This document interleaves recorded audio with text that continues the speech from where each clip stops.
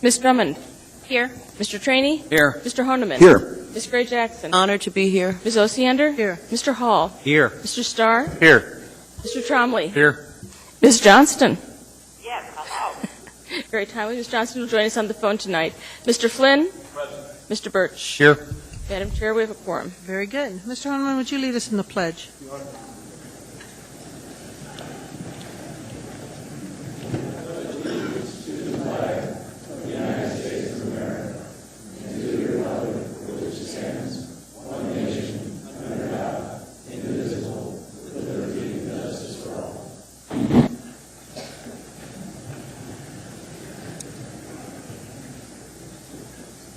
Thank you very much. There are no minutes, and it appears we have no mayor's report. I believe he's still with the Rasmussen Group, isn't? Do you have anything, Mr. Vacalis, in his stead? Not at all. Thank you, ma'am. All right. I would like to announce a couple of items relating to the agenda tonight. As I think most of you know, we're going to be dealing with Plumbers and Pipe Fitters Arbitration Award later on this evening. There are 3 items on our agenda. Basically, the action item will be a substitute version that's on the addendum, the 14AS. So the 11A item will be postponed indefinitely, and that will be the action item. Also, technically, we're not required to have a public hearing on this item, but it seems to this body that it's of significant import, and as such, we should have a public hearing. However, because this is time sensitive, we are limiting the public hearing to an hour. So hopefully we'll be able to get through this and move expeditiously on making a decision. The other thing I want to announce is 14E, which is the implementation of the Kronos system. The administration has decided that that's going to be postponed indefinitely. Mr. Trainee. Yes, sir, I am. Please have a timesheet over there for people to go and sign up for you, rather than stand in line. If they go over to where Amanda's at, they could sign up for it. That way they're faster when they come up, ma'am. Is that a problem on that?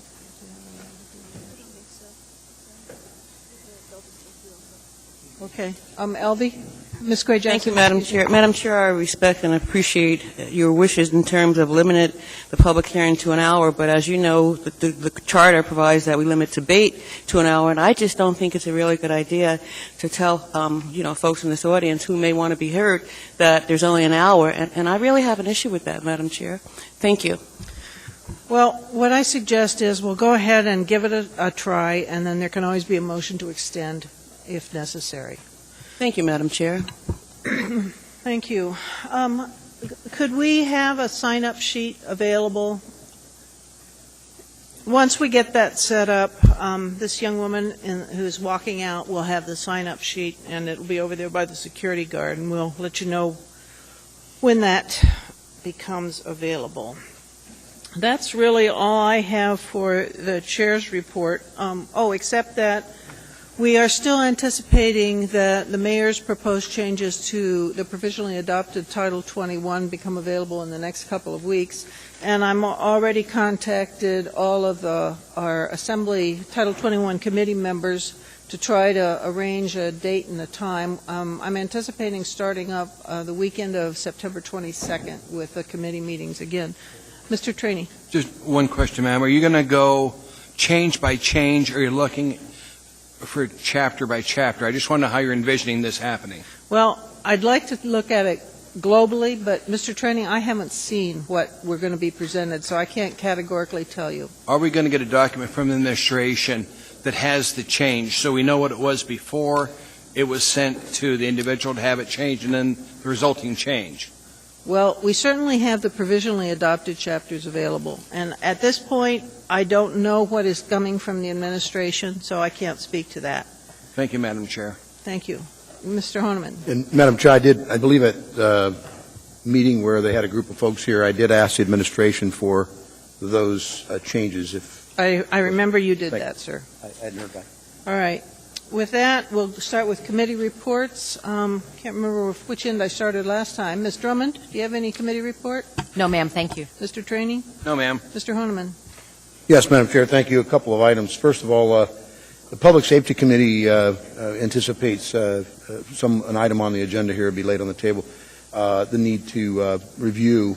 And so with that, I'd like to make sure the clerk knows so we can notice publicly the next Public Safety Committee meeting will be Monday, September 12th at noon at the Assembly Conference Room in City Hall.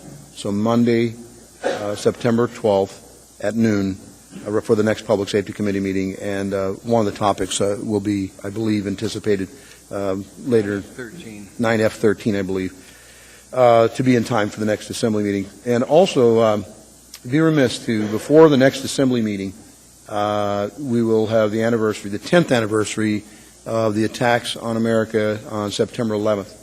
Now, the next Assembly meeting is September 13th, so I would just urge Anchorage residents to take pause and and just remember it's a significant date and an anniversary.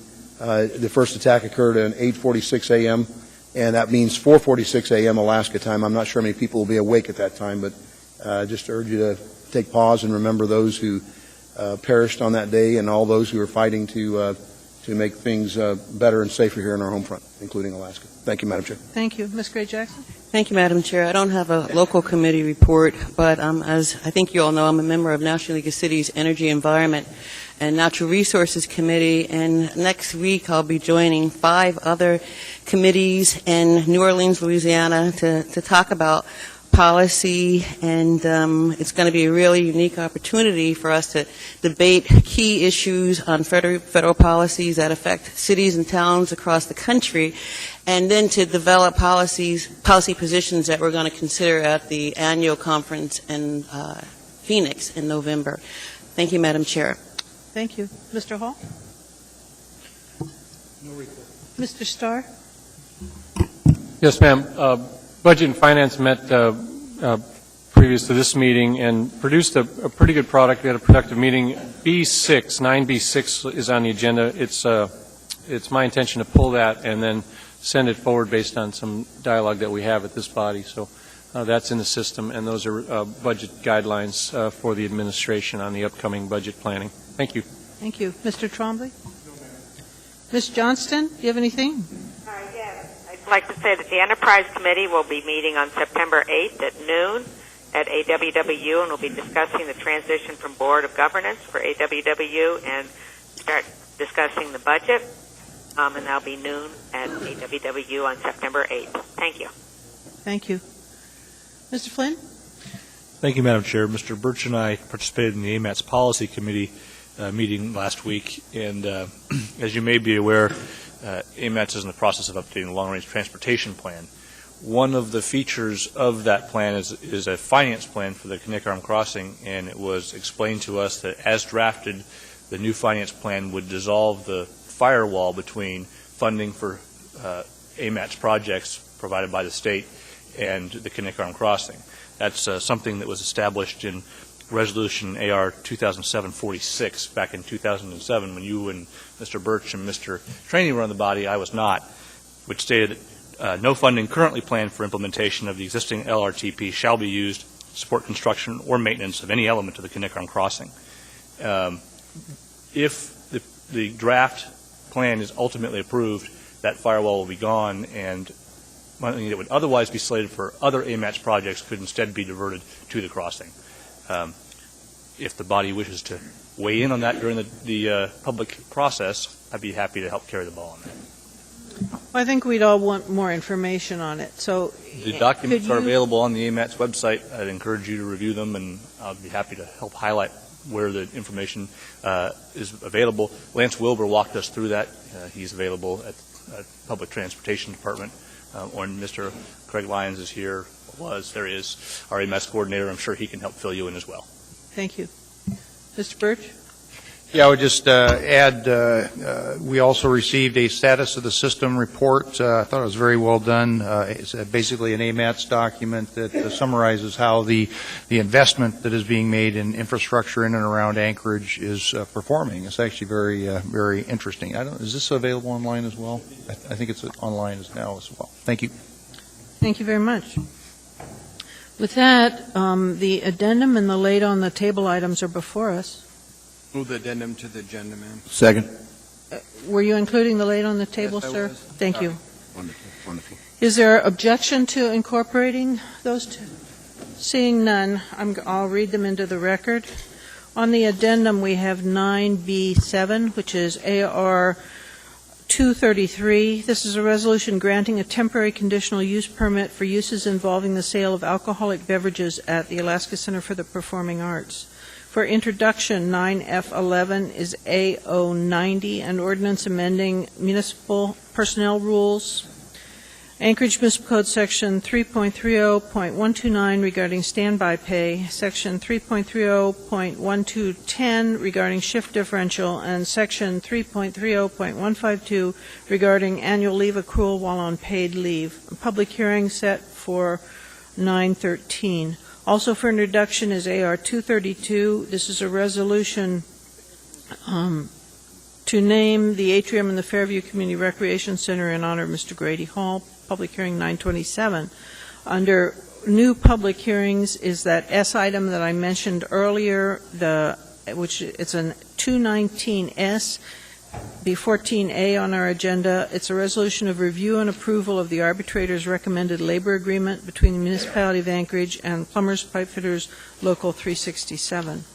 Additionally, for later in the table items under 9B8, we have Resolution 234. It's a resolution of the Assembly stating its protest regarding transfer of location of a restaurant eating place license liquor license, number 1617, and restaurant designation permit for Yamoto Incorporated, DBA Yamoto Ya Restaurant, located at 3501 Old Seward Highway, and authorizing the clerk to take certain action.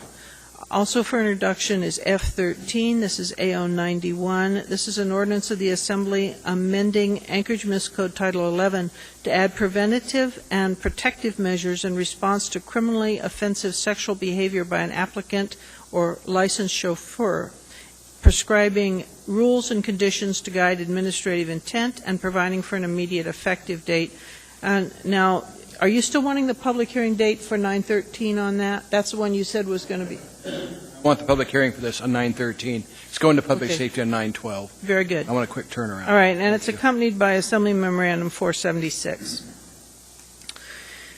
With that, the amended consent agenda is before you. A motion would be appreciated. Motion to approve.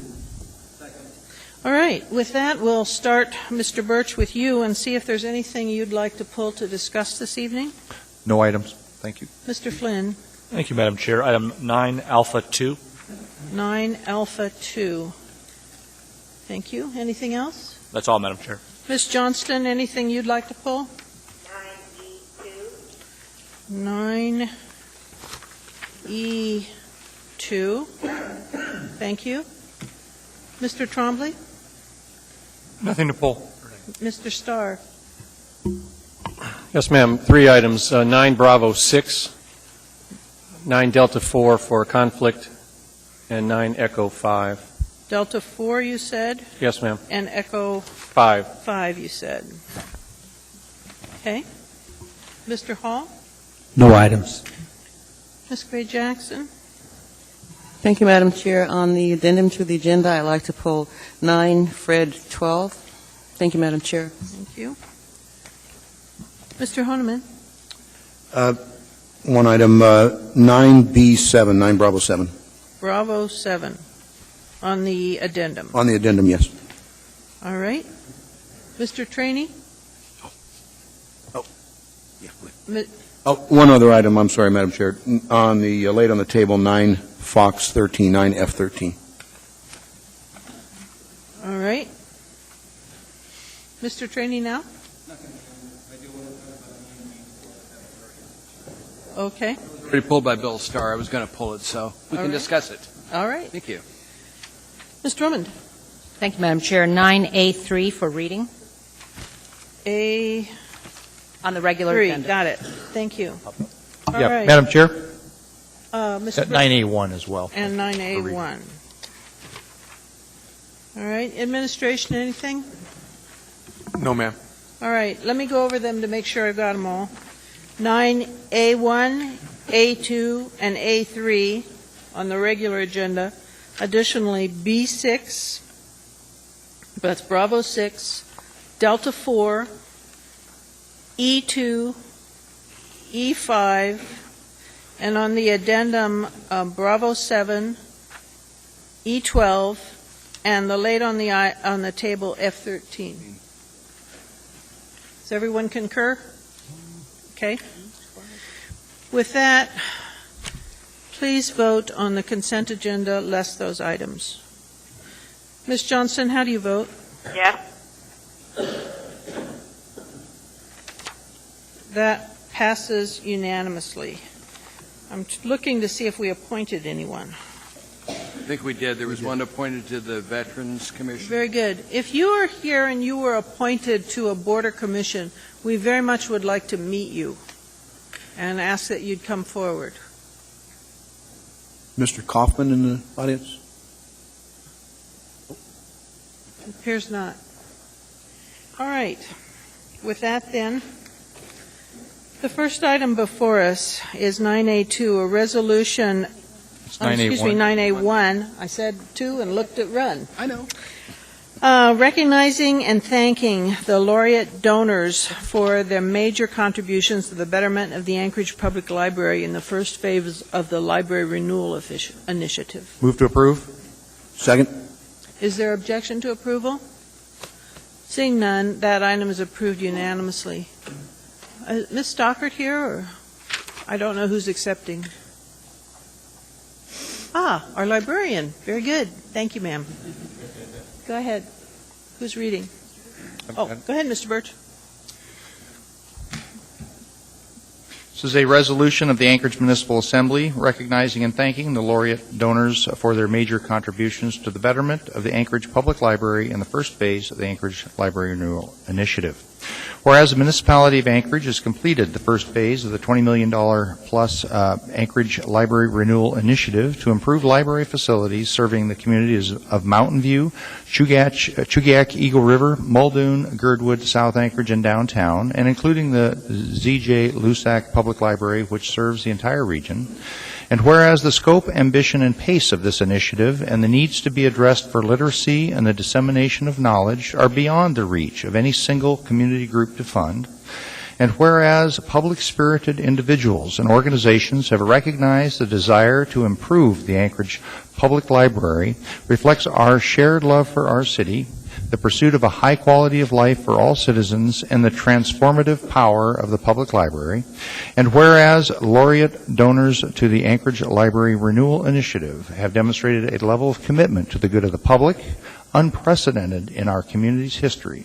And whereas it is fitting to memorialize these historic donations with all the honor and gratitude of the Anchorage Municipal Assembly and the Mayor of Anchorage on behalf of the people of Anchorage as a whole. Now, therefore, the Anchorage Municipal Assembly, on behalf of the entire community, recognizes and thanks the following laureate donors to the Anchorage Library Renewal Initiative for contributions of lasting significance to the city and all its residents. The State of Alaska for the Chugach, Eagle River, Garish, Girdwood, and Mountain View and Lusac libraries. The people of the municipality of Anchorage for the Chugach, Eagle River, Mountain View, and Lusac libraries. The Rasmussen Foundation for all neighborhood libraries and the Teen Underground at the Z.J. Lusac Library. The Denali Commission for the Garish, Girdwood Library.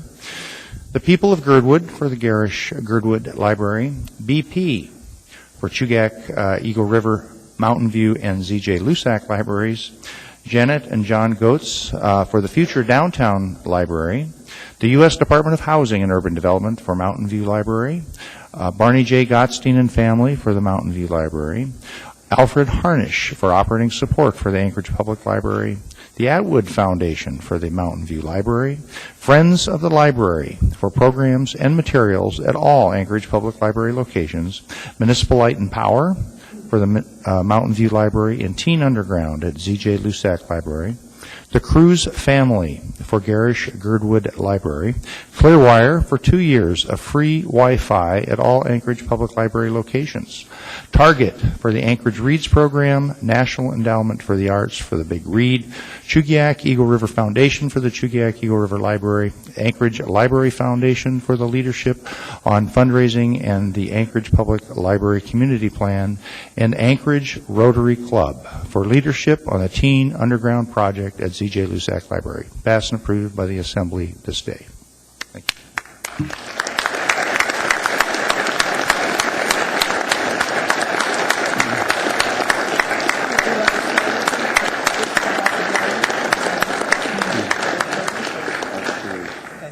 Boy, that's timing. Would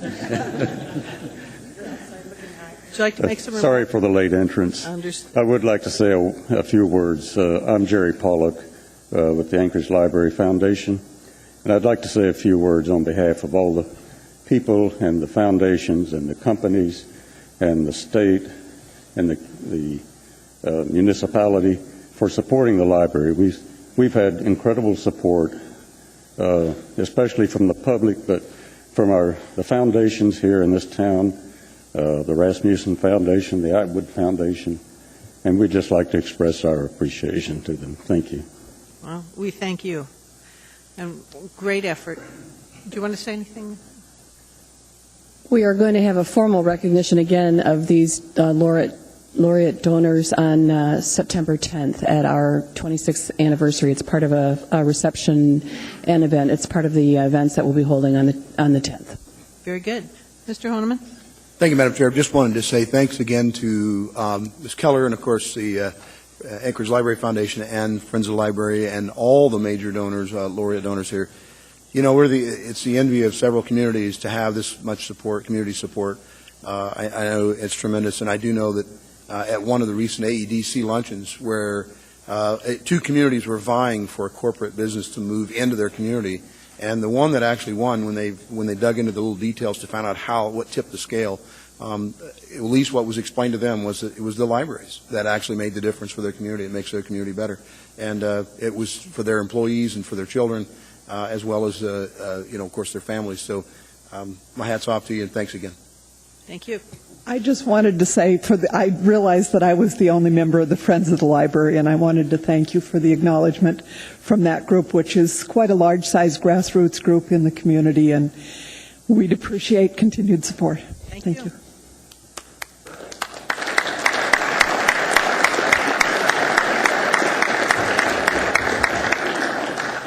The next item before us is AR2. I'm sorry, Ms. Gray-Jackson, I didn't see you. That's okay. I'll pass. Thank you, Madam Chair. All right.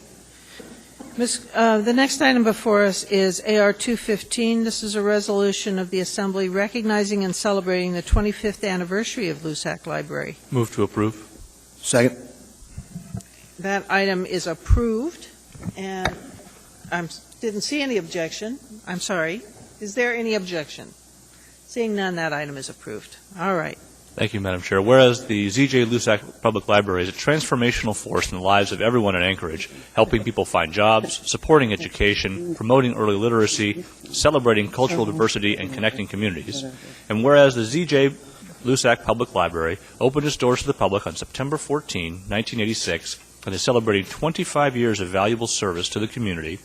And whereas over 12 million visitors have passed through the doors of the Z.J. Lusac Library since 1986, and whereas the Z.J. Lusac Public Library serves as a cultural and community center and provides access to materials, technology, classes, and events that improve the quality of life for all residents, and whereas the Anchorage Public Library receives over 870,000 visits a year, 63% of Anchorage residents have library cards, more than 50,000 attend programs annually, and over 1.6 million items are checked out each year.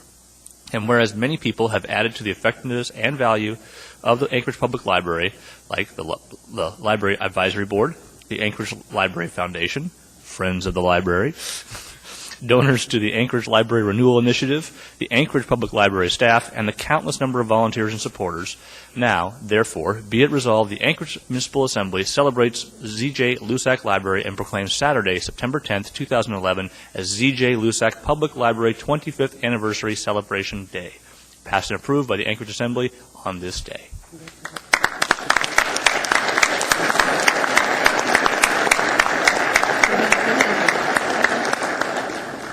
Hi, I'm Gretchen Wyman-Fauske. I'm the current chair of the Library Advisory Board. I wanted to thank you for passing this and also extend an invitation for all of you and everyone who's here tonight to attend our 25th anniversary celebration, September 10th. So I hope to see everyone there. Thank you. Is there a specific time on that? Yes, there is. You want to announce that too? I do. 1 to 4 Very here good. at LUSAC. Thank you. Very good. Thank you. Thank you. Thank you again.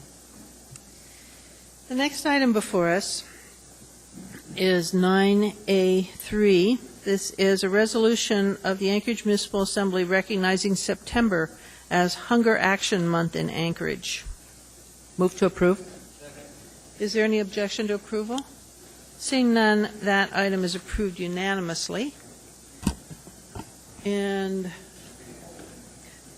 who's reading? Madam Chair, Go I ahead, have Ms. to Drummond. read. This is a resolution of the Anchorage Municipal Assembly recognizing September as Hunger Action Month in Anchorage. Whereas hunger statistics in Alaska are a sobering reminder of the scope of the problem in our communities, and whereas 46% of hungry Alaskans have at least one family member who is employed, and whereas 45% of food bank clients choose between paying for food and paying for rent or mortgage, and whereas 46% of clients choose between paying for food and paying for transportation, and whereas 43% of clients choose between paying for food or paying for utilities or heating fuel, and whereas the sluggish national economy and high unemployment add additional burden to hungry families, whereas September is designated as Hunger Action Month all across the United States, and whereas the Food Bank of Alaska and its statewide anti-hunger partners join Feeding America and the national network of more than 200 food banks in hosting a series of events aimed at fighting hunger in America.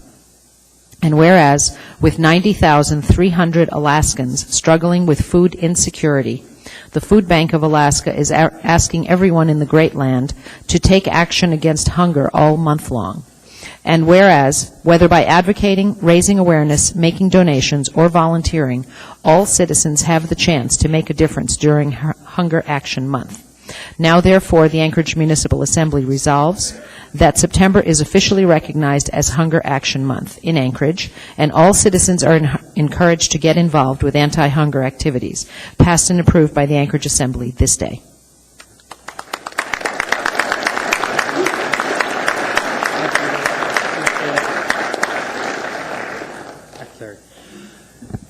Madam Chair, Assembly, I'm Alan Boudal with Lutheran Social Services, and joining me this evening is Jennifer Lewis, the Food Bank, Bethany Shores with the Food Bank, Jim McKinsey with the Food Bank, and Eleanor Kirsnack with Catholic Social Services.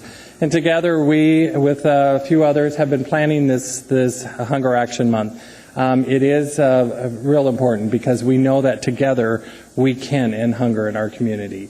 And it's very important that we raise awareness, and this proclamation helps us do that. So thank you very much. We'll leave an End Hunger pin over here for everyone this evening. Please wear it this month and help us spread the word about hunger. Thank you so much for this vital thing that you're doing. Great. Thank you very much. And of course, food safety is important, so we properly seal the pins. Thank you very much for the time this evening.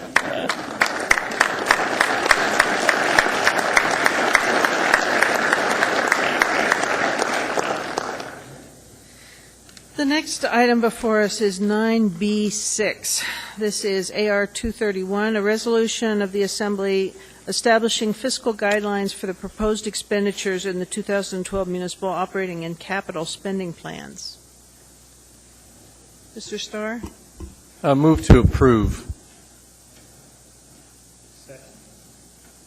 I'd like to just make a few moments to discuss the process a little bit, and then perhaps additional movement advisory role with the Budget Advisory Commission. But Essentially, we have the responsibility at this body to provide the spending directives and the budgetary guidelines to the administration. That's our job, and it's been my experience on this body that they typically listen to what we put on paper. However, I don't want to spend tonight in a hurry-up affair trying to do that. This product that you see in front of us came out of the Budget and Finance Committee, also was pretty well attended by the administration folks, neither of which fell off their chair when they saw it. However, there was some discussion. So what I'd suggest now, as addition to the motion to approve, is actually a motion to refer to the Budget Advisory Commission with a formal report from them for approval on September 13th. I'll make that motion, Madam Chair. Good, and I'll second that. Thanks, Patrick. All right, Ms. Drummond? Thank you, Madam Chair. I'd like to question why under now therefore item number 3, the municipal utility debt is excluded from this total of the general GO bonded indebtedness. Could I just want to ask that maybe some of those concerns, rather than debate that tonight, we can debate it later when it comes up in deference to all the people who are here. I'm not debating it. I'm just asking that it be included and curious as to why it is not, since it's I can pretty only major provide portion. the comments, Madam Chair, unless you want the administration to. There was some discussion about what would be supported by taxes, and that was sort of the discussion where the AWU debt and the ML&P debt, although we do have the full faith and credit behind the municipality on those debt services, it's more rate-based supported than the school district debt and the tax of the general municipality debt service. That was the logic. I'd still like to see it there. Yeah, I'd like to know it, too. Thank you for bringing that up. You bet. Ms. Gray-Jackson. Thank you, Madam Chair. Mr. Starr, thank you for bringing forward this resolution.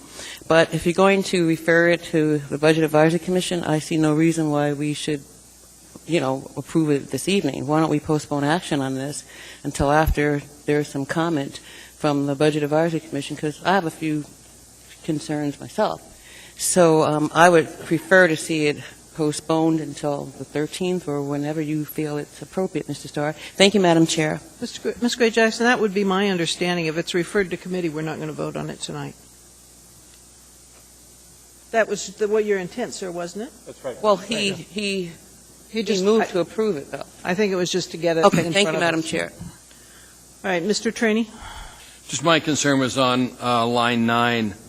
You're assuming no new voter-approved bond debt. I just want to make sure we have a public hearing on that before we state that's what we're looking at. Because whether it's school bond or Parks and Rec or something, we need to know what the administration thinks on that before we talk about not having any more bond debt. Very good. That's all. Very good. Is there objection to referring it to committee, the Budget Advisory Commission? Seeing none, then that's what we will do with this one. Moving on. The next item before us is 9B7. This is AR 233. It's a resolution granting a temporary conditional use permit for uses involving the sale of alcoholic beverages at the Center for the Performing Arts. And move to approve. I thought we pulled 9D4 too. Yes, that's after this. Okay. B7. Sorry. Do I have a second? Yes. Second. All right, 9B7 is before us right now. Okay. Mr. Honeman, you want to speak to that? Yes, Madam Chair. Just at the last Public Safety Committee meeting, the chief actually brought to our attention that, and this is one of those unintended consequences, by limiting catering permits by location. The Performing Arts Center, the Denina Center, the Egan Center host many events throughout the calendar year, and this particular resolution will stopgap a problem that we need to look into further to perhaps correct the catering permits, and I urge the body's approval on this. Very good. Mr. Starr? Oh, I have a question. Are you going to take this into Public Safety Committee? Is that what you're going for? Because my challenge is those open events, the Warren Miller movies and people that start to serve alcohol on the back benches. So I would want to see a process from your committee and recommendations from that. That is, excuse me, that is the intent, yes. Okay. So you're going to talk more than just the approval, but the whole process of how liquor is served there? That is correct. Great. Thank you. You bet. If I could interject, Ms. Harbour called me on this matter. Unfortunately, she has to be out of state, but she said it's fairly complex because they have so many different events there that she has some real specific issues and concerns. Yes. So, very good. All right, then, is there objection to approval? Ms. Johnston, do you have any objection? No. And seeing no objection, that matter is approved unanimously. All right, that takes us down to the Ds on our agenda. The first item I see is 9 Delta 4. This is AM 472. It's amendment number 4 to Pruce Construction Company, LLC, for the 40th Avenue Extension, Lake Otis Parkway to Dale Street for $350,000. Madam Chair, I'll move to approve because I think Mr. Starr wants to declare a conflict. Second. So. All right, that item's before us. Mr. Starr. Madam Chair, with all these prior amendments, I have a property under development that abuts this project, and I've been ruled to leave the room on this topic for lack of appearance. I have a conflict on this one. Thank you, sir. We've already ruled that, so I ask that you abstain from any debate or voting on this matter. Mr. Traney. Just to the administration, we're now down to proposed amendment number 4. When do we envision this project being done? I get a lot of complaints from my constituents that have to drive by there every day, and they're constantly blocking Lake Otis for one reason or another. Yes, sir. It would be nice to see that done. Mr. Traney, we would like to see it done too. So what are we going to do to make it happen? Currently, the entire project really is not supposed to be completed until probably the spring of 2012. However, we just finished this weekend the paving on Lake Otis. I know the signs are gone that used to say motorcycles beware. Yeah. And we still have some further work on that to do the striping when it's appropriate to with the asphalt. We have some curb work and some islands, and we do have a signal that does have to go up in that intersection. Excuse me, we've completed the paving, first left paving between Lake Otis and Piper Street. We hope to we've got the paving done on the roundabout at Piper, and so that section should be open this fall. What we won't have completed is a section of road between Piper and Wellness Drive. We still have to continue on with the water line, and then actually street construction from Piper to the east. When do you expect the light to be turned on there at 40th and Lake Otis? I would have to get back to you. I don't know. We don't have the equipment. Usually that's a long lead order item for the contractor, and I'd have to check it, and we could get back to you on that. Let me know. My community councils that represent that area are starting up next month, and I want to be able to tell them because I keep getting asked, when's this thing going to start? Okay. So if you would. No, I'll find out and get back to you, definitely. Thank you, sir. Thank you, Madam. Thank you. Mr. Honeman? Yes. Sir, we had the Tudor and Lake Otis intersection rebuild the state last summer. And during that process, I believe it was ML&P that had some issues with some dirt on the fill and all that. They thought that they could reuse, and it required an exorbitant amount of expense overrun. And I noted here on this particular amendment, kind of the same process. Is there some problem with determining the dirt fill, or is it something that we find when we get there?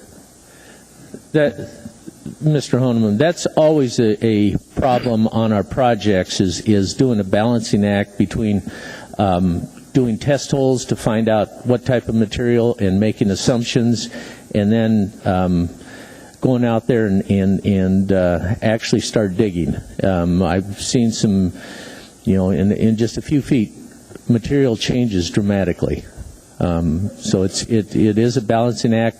A lot of contracts we don't have any issues on, but then there are some that we do have issues on. And are we getting you feel a pretty good sense on either the bids or the fees for the soil? I mean, last time around, I think we were some question whether we were getting a good rate or if they were charging us pretty good. The rates on this are much more in line. Okay. Thank you. Seeing no one else in queue, I'll put this one up. Please vote. Ms. Johnston, how do you vote? Yes. That item is approved, 10-0. The next item before us is 9E2. This is AIM 88, the 2011 MLNP transition from board governance to municipal utility. Move. Second. Ms. Johnston? Enterprise Committee, as we did with the AWW transition report. I'll take that as a motion to refer. Is there a second? Is there objection to referring? Seeing none, that matter is referred to your committee, Ms. Johnston. Thank you. All right. The next item before us is 9E5. This is AIM 91, the monthly general government revenue status report to the Assembly as of August 9th. Move to accept. Second. Mr. Starr? I just had some general observations and then a few questions on process for Ms. Mahoney. Is Mr. Moore here tonight? Does he tend to take credit for these sort of reports in public? Because he should. I'm pretty impressed. What we've seen in the last several report trends is a high level of accuracy reporting over the actual. And what that means is you guys are getting pretty good at figuring this stuff out. I will say I'm pleasantly surprised, however, with one of the numbers in there which relates to property tax collections being up and the overall summary being about $2 million to the plus. So, Ms. Mahoney, typically when we see a revenue surplus that's generated in that category, what do we do with it? Well, that will just fall to fund balance at the end of the year, assuming that expenditures remain as budgeted or come in at budget. Why don't we send a check back to the property taxpayers? Well, we would be looking at that in the first quarter budget revision process when we calculate the mill rates and we consider what we have available in fund balance. Well, and I'm not trying to challenge your CFO thinking, but, you know, what I see as a surplus in the collections of the taxes either based on assessed values or not. And so my challenge is when you put it in the general fund balance, it tends to commingle with all the other funds and surpluses that should take place in that. So as well as it takes more of the pressure on a shortfall. In this case, we're assuming that the city will operate in a surplus. So I would really look at the, even though it's $5 million and the total surplus at the end of the year forecast is $2 million, you know, I'm going to lobby heavy that if we've overtaxed or we had a surplus in that one line category, that it go back more than to direct property tax relief or be commingled in the overall fund balance. I think when we have a surplus, we give it right back. So I appreciate that. It's not a lecture because it's a good problem to have. So there's no question about it. But was there anything else that we should watch between now and the end of the year that may change? Because revenue collections for property taxes, the big one, and the personal property taxes of $45 million are now in. I believe that's true. We've collected everything we're going to, probably. So is there anyone else that's lagging? I see Fund 181 surprisingly is holding its own in terms of no shortfall. So another good note there. We seem to have got that department at least temporarily paying their way. Anything else we should see as a pressure point? No, we're watching the accounts very carefully. There may be some upside, however, which is good news in Fund 181 towards the latter part of the year, depending on some additional really large projects coming in this year. I didn't pull the earlier reports which talk about the revenue losses and gains as it relate to our revenue portfolio that, you know, I call a revenue portfolio because we are reliant on our earnings from our investments to provide general revenue dollars to our account. Did we take a big hit, in your opinion? When the market was falling apart a couple of weeks ago, we actually earned $500,000. The reason now we're selling shorts, are we? That's great. Well, the reason is because interest rates dropped. I understand that. Yeah, so there's a lot of fluctuation, but the thing to realize is those are unrealized gains and losses, and we don't budget for that, and we are pretty much victim to wherever the market lands on December 31st. Great. Well, the reports are gelling nicely from a lot of perspectives, including their readability, so who's ever writing them should be commended, too, that they're understandable to not only us, but the Budget Advisory Commission, which I know is getting them as well. So hopefully we can all pay attention to them up here, too, because it's interesting stuff and not to be surprised by at the end of the year. Thank you for letting me go on. Mr. Trainee. Just to the administration, I was pleasantly surprised to look on page 125 of this that my tobacco tax is collecting more money. I know the projection was people were stocking up, but looking at these projections, they weren't stocking up very well. Because I think we've got about $20 million coming in now from tobacco tax. So thank you for collecting every bit of it, ma'am. It helps diversify so we don't have to take so much from the property taxpayers. I appreciate having this method out there to do that. Thank you. Thank you. Is there any objection to accepting this report? Seeing none, that report is accepted. I'd like to ask if the people who are standing in the back could find a seat. I've been advised several times in the past by the fire marshal to not have big groups congregating in the back of the room, and there's plenty of seats up front. Madam, could you remind them that they can go to Amanda to sign up to testify? Yeah. And the sign-up sheet is over there by the security guard. Thank you, ma'am. All right. With that, the next item before us is F12 AR 232, a resolution to name the atrium in the Fairview Community Rec Center for Mr. Grady Ward. But I've been informed by both Ms. Gray Jackson and Mr. Flynn that there's no desire to introduce this at this time. You want a little more time on that. Is that correct, Ms. Gray Jackson? I think, Madam Chair, you're correct. That's why I pulled it to avoid introduction. Thank you, Madam Chair. All right. Seeing that, the next item then on the agenda is F13. This was the late on the table item, AO91. It's an ordinance of the Assembly for introduction, amending Anchorage Municipal Code Title 11 to add preventative and protective measures in response to criminally offensive sexual behavior by an applicant or licensed chauffeur, prescribing rules and conditions to guide administrative action, provide an immediate effective date. Public hearing 9/13, accompanied by AM 476. Moved to introduce, Madam Chair. Second. There we go. All right, that item is before us. Madam Chair. Ms. Gray Jackson. Thank you. I'd like to add my name to that ordinance, please. Thank you, All Madam right. Chair. And Madam Chair. Mr. Honman. I'd also like to add my name as co-sponsor, as well as reminding the body that I'd like to move that this ordinance be presented at the September 12th Public Safety Committee for discussion. All right. I think that since it's for introduction and that's been the intent of the introducers too, we can just do that. So very good. Thank you, Madam Chair. All right. We are through the consent agenda at this point. I think we can take up item 11A, ma'am. And yes, yes, sir.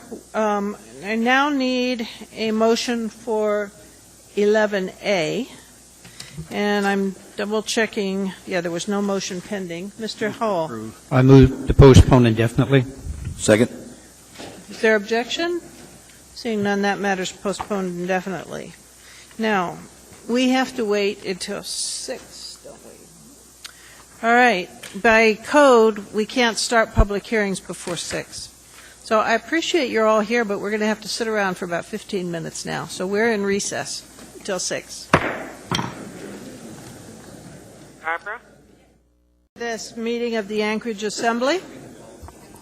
The first item before us is 14A and 14A with a substitute version. They're both resolutions for review and approval of the arbitrator's recommended labor agreement between the municipality of Anchorage and the Plumbers and Pipefitters Local 367.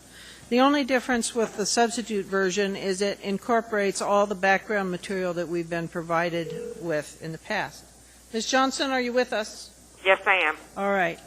I'm going to call the names of the people who are on the sign-up sheet. First is Greg Walker. You have 3 minutes, Mr. Walker. I'll give you longer since you are representing the union. Thank you. Madam Chair, Assembly members, first of all, I wanted to say thank you for giving us the opportunity to speak tonight in a public session or format. Again, my name is Greg Walker. I come before you tonight as a representative of the hardworking and extremely skilled men and women who are covered by this labor agreement you are tasked with voting on tonight. But I also speak to you as a lifelong member of this community. I was born and raised here in Anchorage. I own a home. I pay taxes. I support local businesses within our community. You're very much aware of what this group consists of. We've got three groups. We've got the Anchorage Water and Wastewater Utility. We've got facility maintenance, a department within the municipality. And we've got building services, which has our mechanical inspectors. They all perform a unique task and a vital service to our community. As a member of the community and a representative of this group, I've come to expect that water will flow anytime I turn on the faucet or turn on the shower. I have come to expect that the water will flush anytime I command it to do so. Our water and wastewater systems are really engineering marvels. And because these systems are buried and invisible to us, we tend to take it for granted what it takes to provide these services that we use each and every day. For example, maintaining pipelines, pumps, chemical injection units, monitors, meters, incinerators, and so on. The men and women of the utility do a fantastic job performing that service. Recently, the CDC reported that there are over 32 million cases of waterborne diseases reported each year. 32 million across the country. It's not uncommon for communities to issue waterborne alerts or water boil alerts. These water boil alerts warn the community that before they can drink the water that may be harmful to them, that they have to boil it on their stove. I went online today to look at those water boil alerts, and I saw that pages and pages of alerts issued throughout our country. I'm happy to say that Anchorage, Alaska has never experienced that type of problem. It's because we have a world-class utility in Anchorage Water and Wastewater Utility. We have world-class employees. We started this process negotiating 16 months ago. We negotiated in good faith. We followed the process.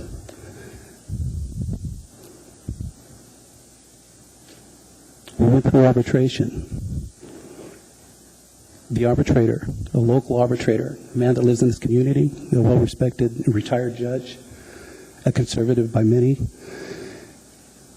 made a determination based on the facts that were before him. Ignore that. Keep going, sir. Thank you. And 2 of the 3 items were decided against the union. 1 item before you was decided on behalf of the union. That was a wage package. Many of our members have gone 26 months without a raise. Like I said, they are vital to the community. They're vital to providing safe drinking water. They're vital to the process of collecting waste, processing it, and distributing it to streams that usually contain fish, to our inlet. It's a very important process. It allows our community to be what it is. In closing, what I'd like to say is we've worked hard. We followed the process. We've negotiated in good faith. We'd like your support. I ask you please to support this contract, to support the arbitrator's award, and let these men and women focus on what they do best, making sure they provide us with safe drinking water. Thank you. Thank you. Mr. Attorney has a question. Would you agree that what AWOOD does is a public safety issue? Absolutely. Quality of water and getting rid of the water out of the house is a public safety issue, every much as police and fire are public safety. Yes, sir. Absolutely. Thank you, sir. You're welcome. Thank you very much. Thanks. Mr. Herman Knott?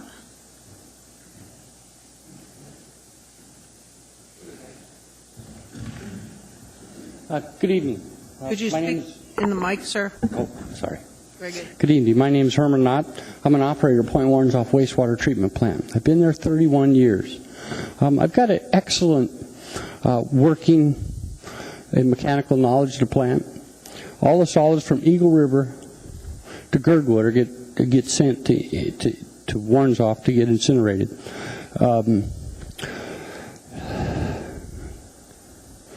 The solids. Let me start over. The solids settled out using 6 1 million gallon clarifiers pumped off to thickeners, finally pumped to the incinerator. Grease and oils we use as an alternative fuel. For our incinerator, we add chlorine. Of course, I'm simplifying this by thousands of times. We have an average flow of 26 million gallons a day, a peak flow of 35 million gallons a day. We use 2,600 pounds of chlorine. We haul to the landfill 21 tons of dry solids to the incinerator. That's daily. That's almost 650 tons a month. We haul to the landfill 1.4 tons of grit, 3.6 tons of screenings, 2.4 tons of ash. We incinerate an average of 295 gallons of oil and grease in our furnace. Point Warren's off a 24-hour, 365-day-a-year plant, manned by 17 operators, operating the plant, along with maintaining approximately 70 pumps, 20 slide gates, 3 belt presses, 600 preventative maintenance work orders, etc., removing rags and plastics, even needles from the raw sewage pumps, screens, and pipings, and being exposed to the newest virus, flus, and other bacteria that show up. We do all this and still maintain all the ADEC requirements to stay within the parameters of our permit. This plant hasn't violated in 3 years.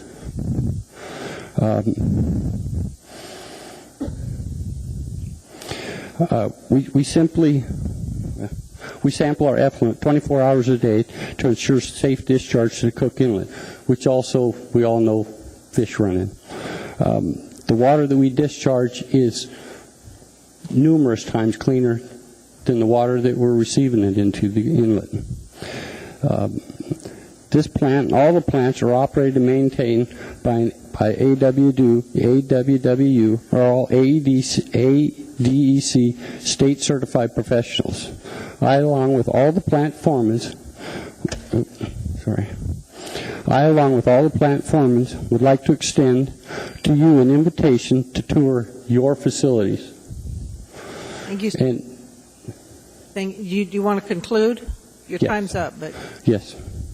We at AWW provide clean, safe water for our community while protecting our environment. thank you. Mr. Trini has a question. How many millions of gallons of water, or whatever you want to call it, do you process a day? We process an average of 26 million gallons a day. What's your carrying capacity? If the plant shut down, how long could you continue to have waste come to the plant before the tanks fill? Or are we there now? I'm not sure. You're saying if we shut the gates and let things back up? Let's say we had a shutdown for whatever reason. Call it a strike if you want. Okay. How long could that plant operate? How many people are on your staff right now doing the processing at the plant? Right now we have 17. For 24 hours, or are there 17? For 24-hour days, yes. 17 people? 17 people, 24 hours a day, 365 days a year. Do you know what the strike plans are for the administration to try and carry forward with that operation? I'm not positive, no. I'll ask them then. And are there federal requirements in the quality of the product leaving your plant that you have to make sure it's pure water coming out? You were saying earlier it has to be treated better than the water coming in. The water that we discharge is by far cleaner than the water that we're discharging into. Now, do you have to prove that to the feds? Absolutely. What's the fine if we don't meet it?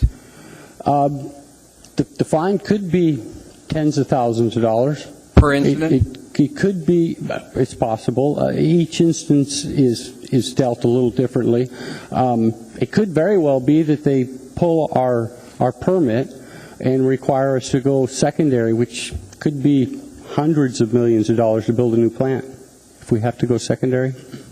Well, thank you for your work for the town. Thank you. Any other questions? Mr. Honeman has a question. Yes, sir. Just wanted to thank you for the invite, and I intend to take you up on that. I don't know Please what's do. a good day or time, but if it should go in 24/7, 365, I'll pick a day. Thank you very much.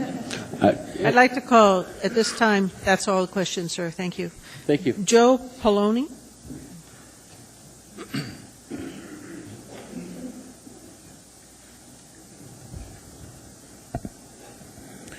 Ladies and gentlemen of the Assembly, Madam Chair, my name is Joe Palovi. I am a water treatment operator for the municipality of Anchorage.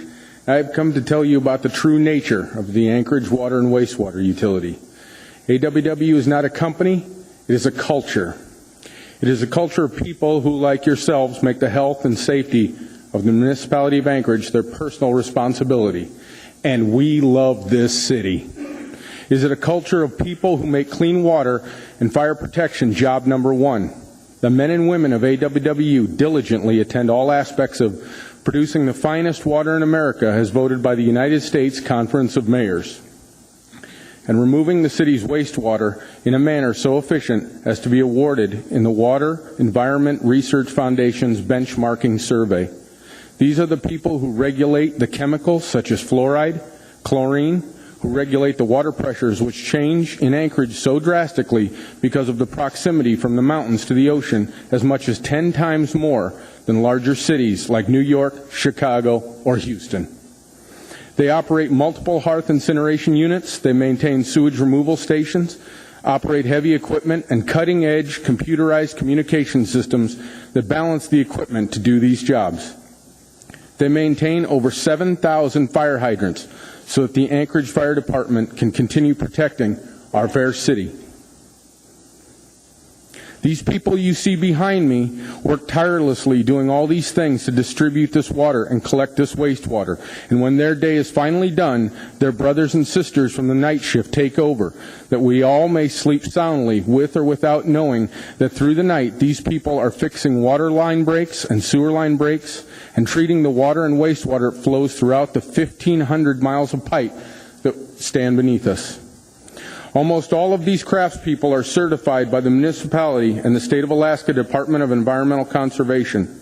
These certifications are required by state and federal law and carry 5 levels of testing and up to 6 years of post-secondary education. In addition, many of our brothers and sisters have turned out through 4-year apprenticeship programs. These are highly skilled individuals that are specialized enough to be recognized in the municipality of Anchorage's Work Unit of the Year and multi-skilled enough to marshal work crews to save people and recover human remains when tasked by the municipality search and rescue and biohazard team. AWW responded to call for help from Fort Richardson, and it was the Anchorage water distribution system that delivered safe drinking water when the Army base's water system was contaminated by fluoride overdose. Recently, I received a report from the State of Alaska Department of Environmental Conservation Division of Water, recording from the years 1993 to 2010, almost 400 boil water notices throughout the state of Alaska. A boil water notice is issued by the state of Alaska when a drinking water system has become contaminated. 400 notices over 17 years is a staggering number. But what is also staggering is the fact that the Anchorage water system never appears on that report. Could you summarize, sir? Yes, ma'am. In the words of the Honorable Mark Primo, former general manager of AWW here in this very room not a month ago, no question about it, the most valuable asset you have as policymakers is your public servants, your employees. These men and women at AWW who live and work in the municipality of Anchorage take this responsibility very seriously because we are not only employees, we are also customers. The water that provides fire protection to this city, the water that provides life to the city, also provides it for our families, to your families, to our children, to your children. Thank you. Thank you. AWW is not a company, it is a culture. It is a culture of people who, like yourselves, make the health and safety of the municipality of Anchorage their personal responsibility. And we love this city. Okay, Mr. Attorney has a question for you. Quick question for you. Thanks for being here. Get out of your system.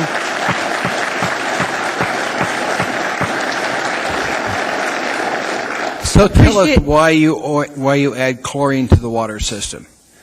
We add chlorine to the water system to disinfect the water so that viruses, protozoa, and bacteria are eliminated to make it safe so all of us can drink it. And you add fluoride because we told you have to. I went through 3 nights of testimony in 92, I think. I remember that issue. He likes to talk about fluoride. So. Thank you, sir. It crops up from time to time, but I remember when Fort Rich, due to a contractor, I think it was Doyon Corporation, put 4 times the amount of authorized fluoride into the water. and they were telling the people don't drink it, boil it, you can't do anything with it. And I asked the administration how many hours of water we have on supply in case there was a problem with the chemicals being added into it. They told me 48 hours the water supply runs out, unless it's constantly being brought online by adding these chemicals to it. So we've got a short timeline to make sure this thing is working correctly. I appreciate all your service to this city, sir. Thank you very much. Mark George, please. Thank you very much, sir. Thank you, ma'am.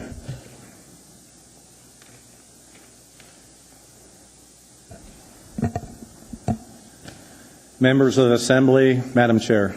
My name is Mark George. I am a lifelong Anchorage resident, a 35-year voter, and a longtime Anchorage property owner. This is the first time that I have spoken before this body. This evening I represent not only my interest, but the interest of co-workers and fellow property owners who fund the operation of this government. On behalf of all people who have financial interest in the effective maintenance of all facilities, I encourage the panel to adopt the labor agreement reached through arbitration between the UA Plumbers and Pipe Fitters Local 367 and the municipality of Anchorage.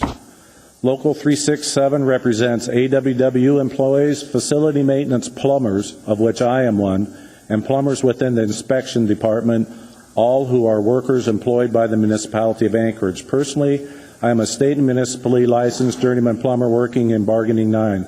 In addition to both state and municipal plumbing licenses, my Local 367 brothers and sisters also carry backflow licenses and a litany of additional certifications, too numerous to list here tonight. Bargaining Unit 9 within the Public Works Department Facility Maintenance Section performs plumbing, heating, ventilation, and air conditioning maintenance to roughly 3 million square foot of office space, including recreational facilities, fire stations, police stations, swimming pools, transit structures, and municipal parks. Many of those facilities having decades of use, which this body relies on to serve Anchorage's nearly 300,000 residents.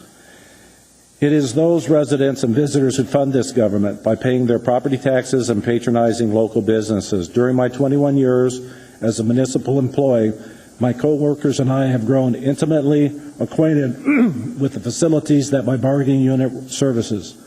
This level of familiarity comes only with direct hands-on experience preceded by responsible, homogeneous training. Sorry about my voice. In our unit, experienced, consistently trained workers are able to pass to new employees who share the same preliminary training expertise obtained through years of irreplaceable experience. Only a small percentage of those people who fund this government's body's operation have any idea that we are here tonight to determine the short-term future of this group of workers. Fewer still understand the real value of the services that the bargaining unit members perform. Common to misperceptions, those who fund government's operations are the common people, wages or salary earners, the consumers. It is we who buy groceries, clothing, prepare foods in restaurants, pay taxes, and who use and pay for the public facilities this body manages on their behalf. The taxes businesses pay are certainly incorporated into their pricing of goods and services they sell without a responsible earning level among workers. In light of this discussion and the reality that this arbitrated agreement resulted from fair and objective negotiations, I respectfully request that the Anchorage Municipal Assembly adopt this agreement and move forward in the best interest of the people who utilize and pay for the properties that we maintain. Thank you very much. There are no questions. No questions, sir. I'd like to call Rick, I think it's Braun, but it might be Bross. Oh, sorry. I should know by now. Richard Braun. You might as well turn that thing off. It doesn't seem to make any effect anyway. I want to thank everybody else who's here because for doing your job. I think you're getting paid for that job, and I'm glad you're doing it. I count on it. I'm one of those common men. I'm one of the guys who's going to pay for whatever deal comes through here today. I'd like to put my vote in to not adopt the arbitrator's settlement and go with the administration settlement, since I'm the one paying the bill. I am assuming that all the good things that they've mentioned will continue to happen in our system no matter which way this vote goes, although I wasn't sure listening.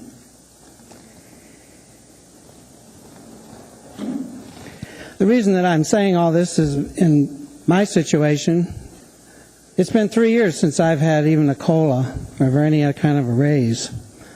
So each time that we incrementally increase the cost of government and the cost of services and the cost of my AWWU bill, it takes a little bigger bite out of what I've got left.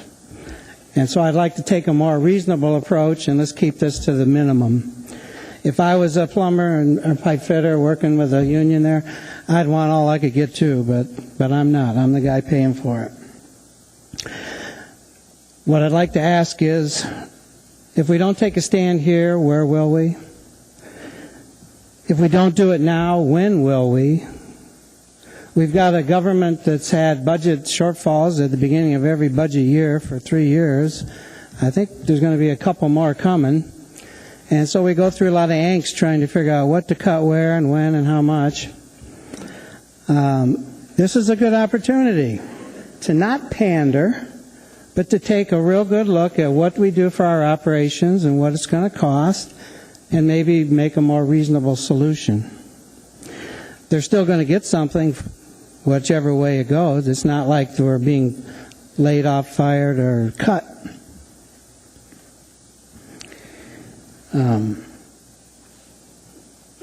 I'd really like to see a more proactive approach rather than a pandering approach, which I unfortunately see way too many times with votes on the Assembly here. We seem to be buying friends rather than trying to do what's in the best interest of the city, the best interest of all the taxpayers and ratepayers. Thank you.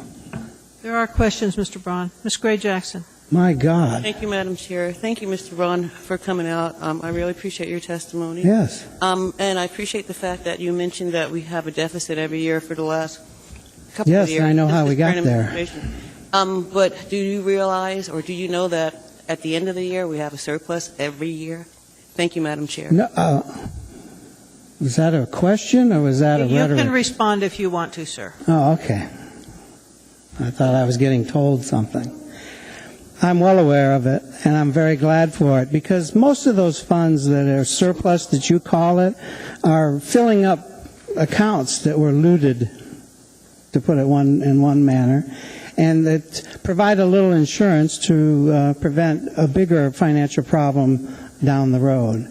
And I think it puts the city on a good, firm financial foundation, which is exactly the way I want my city run, not to go from crisis to crisis or robbing Peter to pay Paul.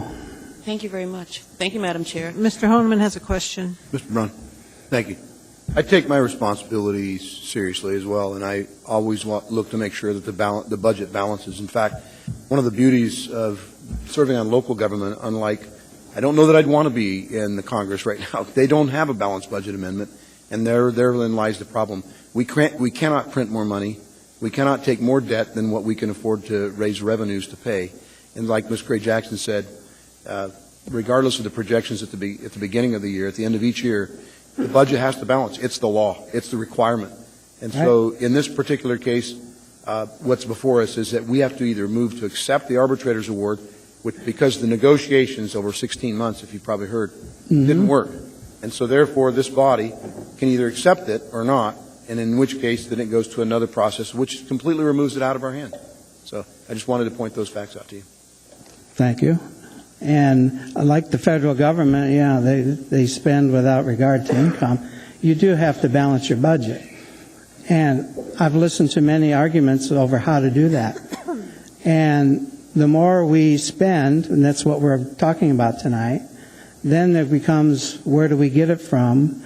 And I think it's going to show up on my little blue and white letter I get that says AWWU at the top. Okay. Thank you, sir. So I'm aware of it. I'd like to call Bob Walker, please.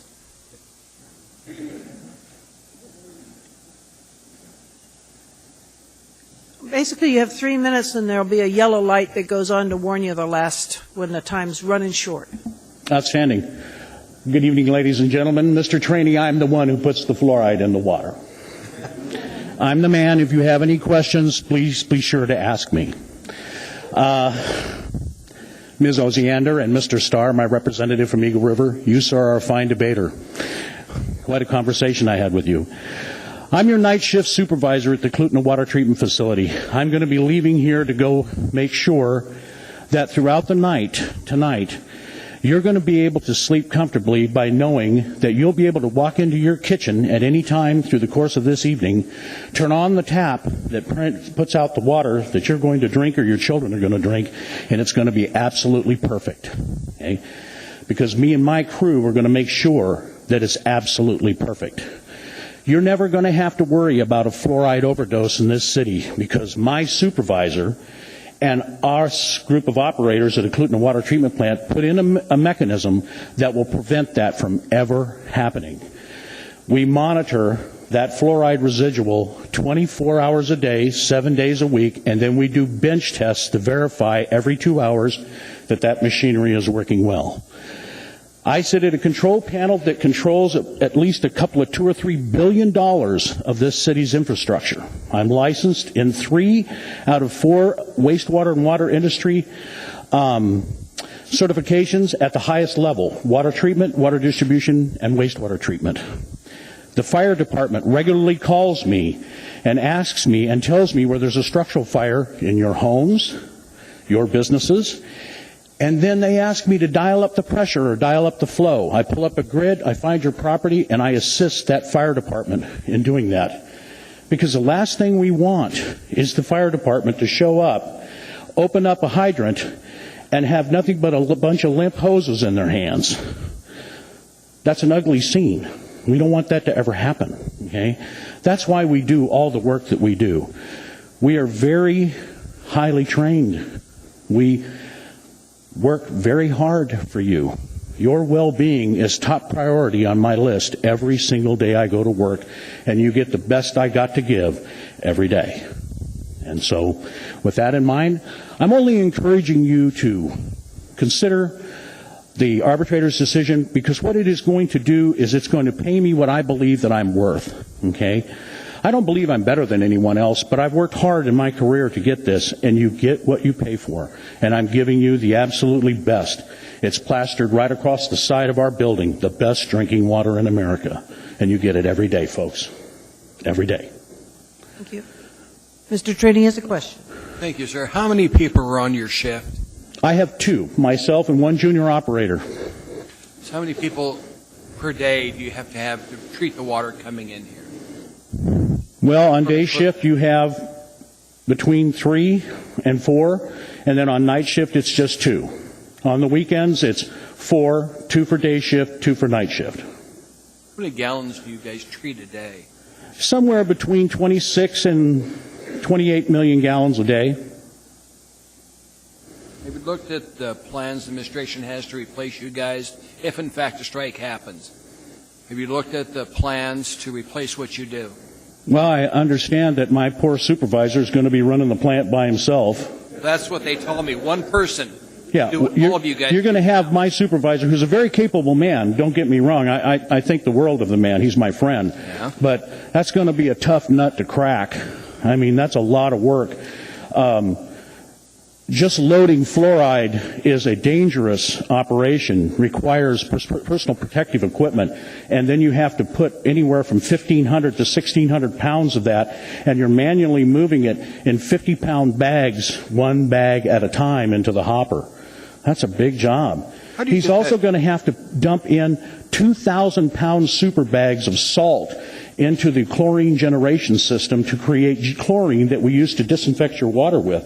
That means he's going to have to operate the forklift by himself, pick the super sacks up by himself, pull them into the doggone discharge area, cut them open, and then make sure he doesn't hurt himself in the process. I'll be honest with you, folks, I don't know how he's going to do it. How do all those chemicals come into your plant? By truck? Oh, absolutely. We have to forklift every bit of it off a truck. I'm sorry, sir? Who brings them in by truck? Say again? Who brings them in by truck?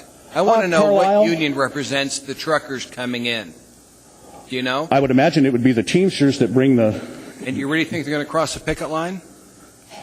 Sir, I have no idea what they're going I to do. guarantee you they won't. The administration says they will. I don't believe it. I have no idea what they're going to do. I just know that, as Mr. Starr said to me, and I agree with you, sir, if we don't step off on the right foot here, we're all going to look pretty bad. I mean, we really are. And I mean, don't get me wrong. If I thought it was some left-wing radical arbitrator that gave you a bad decision, I would say no, because I'm also a resident in this city. I live here, okay? I've been here my whole life. And so I don't want this city to end up being bent over the barrel. I really don't. But fair is fair. I've invested a lot of time and effort in my education, and we produce the best water you can possibly get. Thank you, sir, because what you do means we can turn on the tap at any time and get 100% clean drinking water. Okay. Let me tell you this. Even if you vote against us, it is not going to change any way that I'm going to waver in my responsibility. Because these residents of this city, my family, your children, my parents, I'm not going to waver in that. I don't care if you vote against us, okay? Because I'm going to continue to do my job. So are my other counterparts out at the Asplin wastewater plant, because we don't want the city to fail. Any other questions? Thank you, sir. Nothing else. Mr. Starr has a question. So I don't want to put you on the spot, Bob, but we did have a pretty nice conversation, and I don't mind carrying it into the public. Well, I listened real good, Mr. arena. Starr. So did I. And I guess the one question is, does that mean then you'll go stand by your supervisor and continue to work, even if you have a strike vote called? Sir, I have a responsibility to the union that has given me this job, has given me the benefits that I have had. I didn't exactly come out on the best end of this contract this time as a treatment plant operator, and some of my brothers and sisters in treatment didn't either. But it's my union. Yeah. I heard your last comments, and I wasn't sure which way you were going to go with that. But what I also want to talk to you about, and mind you, I'm using this as an example, is that we spent a lot of time talking about all the details in the contract and some of that. And one of them, of course, was the service recognition program that we have for longevity on that. So what's an alternative to that? What do you have for that? And I'll listen to your answer for a little bit. But the previous three assemblies in this body has also said that we would like an alternative to service recognition. Well, I've heard peer review mentioned, but I don't know enough about the details to be able to talk intelligently about that. The whole longevity program that was established before we got to service recognition during the days when the oil industry was, glomming on to every single decent operator in the state and hauling them north. The oil company has got us kind of over the barrel as a city, because all they do is keep throwing money at a problem until it goes away. So the operators up on the slope are making $120K a year. Now, there's not as many of them as there is here, but over my years, I've watched Juneau go through operators like guano through a goose, okay? And it's in nature of the fact that they don't pay a good wage or a good benefit, and Juneau's constantly going through these people.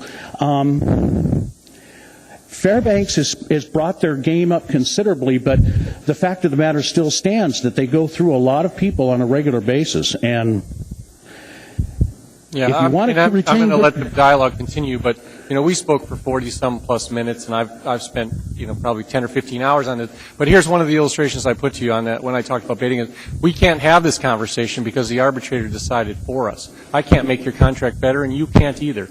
So this is where my frustration lies with that, is we're not getting better at this. We're gonna live with that, and it's not to say it's critical. It's just frustrating for me that we can't continue the dialogue to produce anything better. And I'm flummoxed by that. Your union hasn't ratified this contract, and we're not going to vote on that. We're going to talk about what the arbitrator decided. And you and I had that conversation, and I want to have common ground with you on that, is that we still have work to do no matter what happens tonight. So we'll Absolutely. get there. Thank you, Bob. Thank you. Thank you very much. Thank you. I'd like to call Chuck Dunnigan.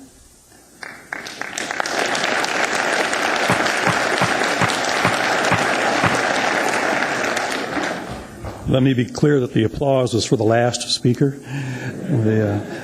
I'm Chuck Dunnigan. I am General Counsel for the United Association of Plumbers and Pipe Fitters. I was Chief Spokesperson during the negotiations. I listened to the work sessions, and one of the main concerns was a feeling among some of the Assembly members that your memorandums giving direction to the administration were not followed by the arbitrator. And I think that's a legitimate concern. And what I can tell you is that I've been doing this a very, very long time, and your memorandums are actually enormously influential. And I'm usually on this side of your memorandums, and I know very well that when we get one, they're going to be taken seriously and they're going to influence the outcome. But let me tell you something else. This is the Assembly Memorandum AM 446, 2011, August 16th. It should have been in your file. Your memorandum in March of 2010 set up a system where in wages the administration could offer an amount that was equal to the rolling average for the 5-year CPI, which in this case was 2.6%. 2.6% is listed as the benchmark. The administration put 1.68% on the table. Okay? This has an impact because we were able to show that probably except for this assembly, if this administration's offer was accepted, we would be the lowest paid workers in the city, in any utility in the city, by far. And I think that made a difference. I think it made a big difference. And you asked about service recognition. All the other contracts have performance incentive pay. And most of them, it amounts to about 13% on top of the base wage. We came to the negotiations with a proposal. We left blanks. We said, we know that you guys don't like some of the criteria. You write the criteria. We'll make it work. We want it to work for you. And the answer back was, no, this administration is not interested in that. So when we get to fact-finding and arbitration, all you really have is a takeaway with nothing to put in its place and 13% gap in the pay page. So there were a lot of real problems. With respect to Mr. Starr's comment, we're at the end of a process. Had the parties been able to agree at any point in time, both the Assembly and the Union would get to vote. At the end of the process, we have huge amounts of agreement. We only had a few disagreements. And I want to give my congratulations, my appreciation to Ms. Usera, to Dennis Wheeler. They both run great departments, and the negotiations were very, very, very professional. But we did have about 3 or 4 disagreements, and they went the full road. They went to interest arbitration. The union doesn't get a vote. Only you do. Can you summarize, sir? And we hope that you vote in favor of the arbitration award. It is fair. It is conservative. Thank you. Mr. Honeman has a question. Mr. Dunnigan, I think I picked up on this, and I want to make sure that I get it stated clearly enough. I think what you were explaining was there was 16 months of negotiations, I believe, mediation and then fact-finding. Is that correct? Yes. And this is prior to an arbitrator, prior to going to the step of arbitration? That's correct. And at any time prior to an arbitrator getting this contract to rule on a finding of these, I guess, 3 issues that couldn't be really agreed upon, that the parties, both the administration and the plumbers and pipe fitters, could have, at that point, any time there, could have negotiated, and then the Assembly would have been able to see the entire contract and voted up or down on that. Is that correct? That is correct. And your administration, we lowered the penalty for pay errors. We eliminated double time and a half, which our previous speaker alluded to. It was a big deal. It was a hit for us. We reduced the meal and clothing allowance. As you were told in your work sessions, we don't have a lot of difficult work rules. What you've been hearing is these enormous facilities are run by very small crews. And that's because there aren't a lot of work rules. These guys are like Swiss Army knives. They can do it all, and they do. So then at the end of the day, this arbitrator, in essence, when we vote on this arbitrator award, we are, in fact, adopting the contract in all aspects of the contract, not just the 3. You're adopting every agreement this administration made, and the only difference is on the issues where we couldn't agree, and we went through a long process with a lot of evidence and so on, we're ending up where I think a conservative arbitrator finally said this is a fair result. And that's really what the employees are saying. We didn't make out like bandits. Because I don't want to speak for my colleague, but I think Mr. Starr was a little flummoxed by what it really means at the end of it. I believe what it means is that the process was followed, that the 2 parties couldn't do the negotiation through all the other process of 16 months, and that on 3 points, the arbitrator ruled 1 in favor of plumbers and pipe fitters and 2 actually in favor of the municipality. Yeah, and it's not right to say that the Assembly doesn't have a vote. You're going to vote tonight. Thank you. Mr. Starr has a question. Yes, sir. I don't like the word flummoxed. I don't generally get flummoxed, confused and dazed, but I'm not flummoxed on this one. Well, I personally am familiar with that. I'm engaged in the process. When you had observations and conversations about it, with the CPI in 2009 being 1.2 and in 2010 being 1.9, why does the inference that the administration's, to something sound, not appropriate? Obviously you're trying to peg the rolling average over 5 years, but a 1.2 and a 1.9 rolling average is doing its thing. So, it's sort of the inference that it's a ridiculous offer, and I don't know that that's really true.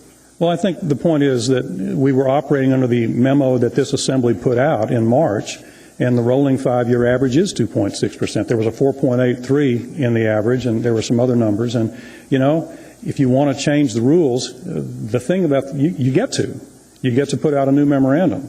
But that's the one we negotiated under, and the municipal and this administration lowballed your memorandum, Mr. Starr. Okay, thank you for your opinion. Mr. Trainey has a question. You were at the work session we were at? No, I listened to it off the internet. Okay. You watched it off the internet then?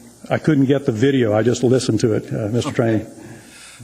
If tonight we don't approve this contract, we don't approve the arbitrator's decision, then the administration can enter their last best offer.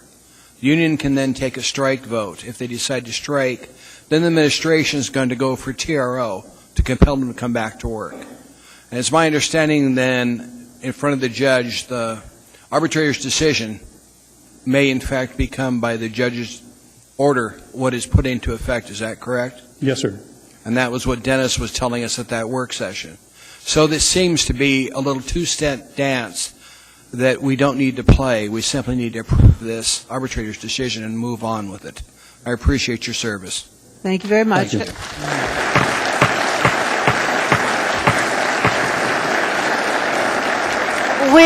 We're under a time limit here, folks. I'm trying to get through speakers, please. Thank you, Mr. Dunnigan. Nothing else. Gary Keeling.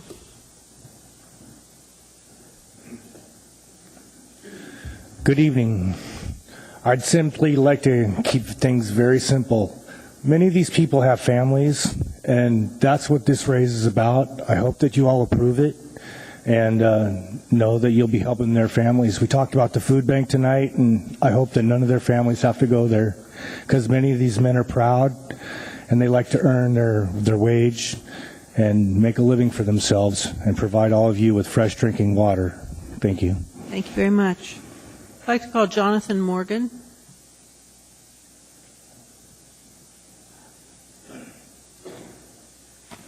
Hello. Just wanted to say I'm Jonathan Morgan. I'm a vehicle mechanic for the Anchorage Water and Wastewater Utility. Me and 4 other guys keep about over 200 vehicles running that keep the utility running. And we'd appreciate your vote, or a yes vote on this. Thank you. Thank you very much. I'd like to call, just a minute. Sir, could you come back? Mr. Trombley has a question. You're off the hook. I'd like to call then Steve Gautreaux. I hope I said that right. Okay.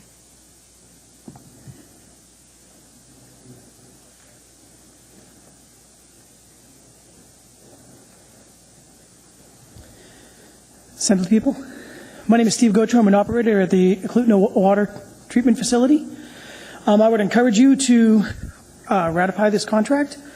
Not only does the Assembly, not only does the AWWU employees have a high degree of education, there's also a lot of site-specific knowledge that takes years and years to accumulate. And this is a lot of information. And as a newer operator, the older operators are teaching the younger ones how to bring this along. That being said, to ratify this, you will keep the older generation of AWW employees and bring up the newer one so we can continue keeping an excellent quality of our water and wastewater. Please ratify this contract. Thank you. Thank you. Paul Kendall?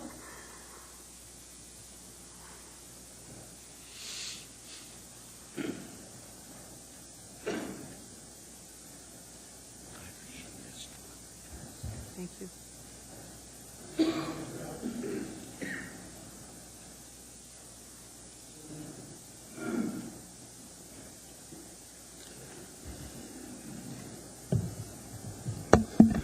My name is Paul, middle initial D, Kendall, and I have no conflicts of interest or seek fame and gain.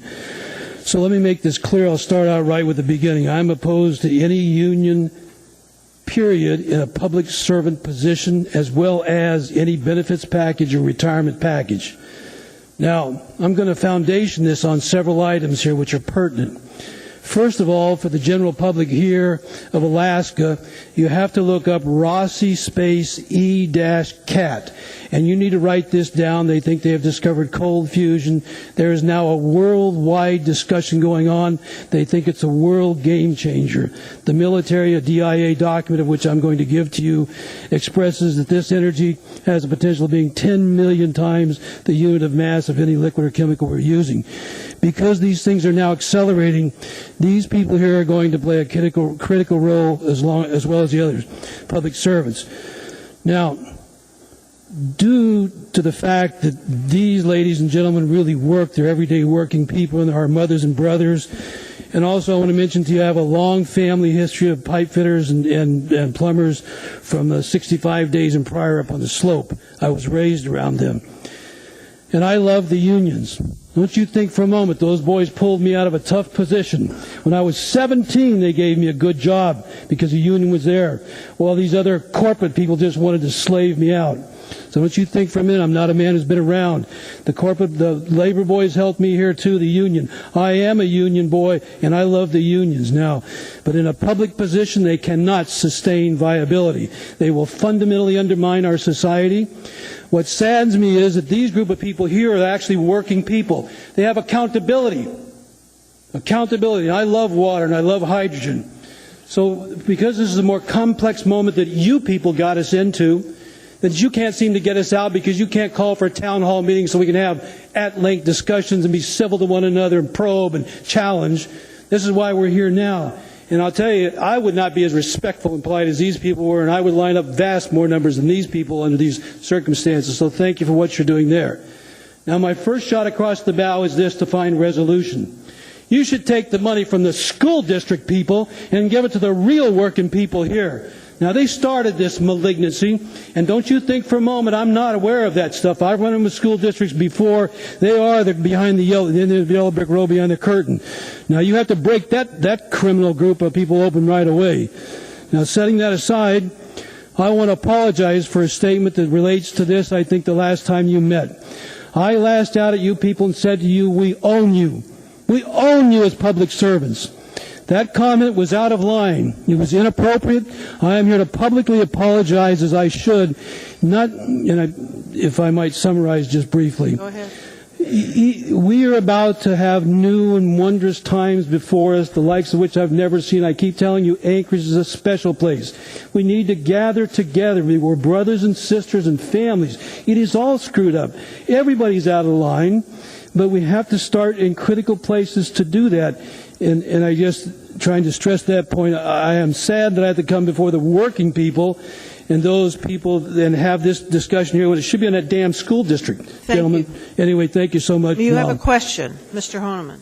I have a question and a comment. One is, I don't know, do you know that the Anchorage School District relies on the folks and men and women back here to get water to the schools for the flush the commodes and to have drinking water for the kids down there? Well, the direct answer is yes. Okay. But the other I thing don't is, see the relevancy. I accept your apology. I thank you. And I respect your positions. I disagree with you on the issue of public employees being in part of labor groups and all like that. But I appreciate you and I respect your position and thank you for the information. Thank you. Might I just briefly, if you think that I'm a bad person because I've been hissed by school teachers and all that stuff, I've been there. You just wait till I get started on the politicians in the corporate world now. I assure you. Thank you very much. Thank you. All right, that ends everybody who signed up. I've got about 10 more minutes I can allocate for this, so if there's anyone else who wants to speak, now's the opportunity. Hearing and seeing, all right. Good afternoon. My name's Brian Jankowski. I'm the operations foreman at the Eklutna Water Treatment Plant. I'm sorry, you're going to have to spell that one for us. Yonkoske. Okay, go ahead. I'm a 20-year employee. I just recently finished my 20th year with the utility. I have no plans on going anywhere. I love my job. You can throw all the money in the world at the facilities and still have nothing. It's the employees that make it something. I've had the opportunity to stand in front of this group on numerous occasions for awards that the treatment facilities have won and that the operators themselves have done. I personally, along with one other person that's in this crowd tonight, along with one which you recently recognized earlier this year that has recently retired, we participated in a national tournament in which we took third place in the nation. I'm just an operator at that facility. I'm not anybody special. I'm just an operator. But it's that mentality and that pride in what we do that carries us forward. Thank you. Thank you, sir. Anyone else who'd like to testify?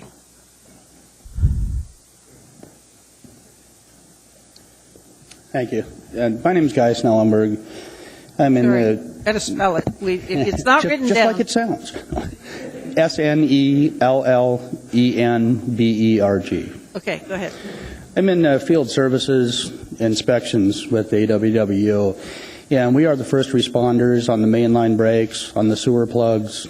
We go out there, we scramble, we've got our computers, we find the valves under the frozen snow, under the ice to shut the water down, minimize the damage to the houses. We respond to the sewer backups. We get out there, we get ahead of O&M, find the manholes, again, a lot of times under 6 inches of gravel, under 4 feet of snow, to get those opened up, to get the jet crews out there to minimize the damage to this city. This is we've all been there for several years. We're all certified. It's an important job that we take seriously, that we love to do. And I would just like to, after all the arbitration, everything we've gone through, the whole process, I'd just like to ask you to ratify the contract approved by the arbitrator. Mr. Hodeman has a question. What typically happens when you have a sewer line or water line break in a neighborhood?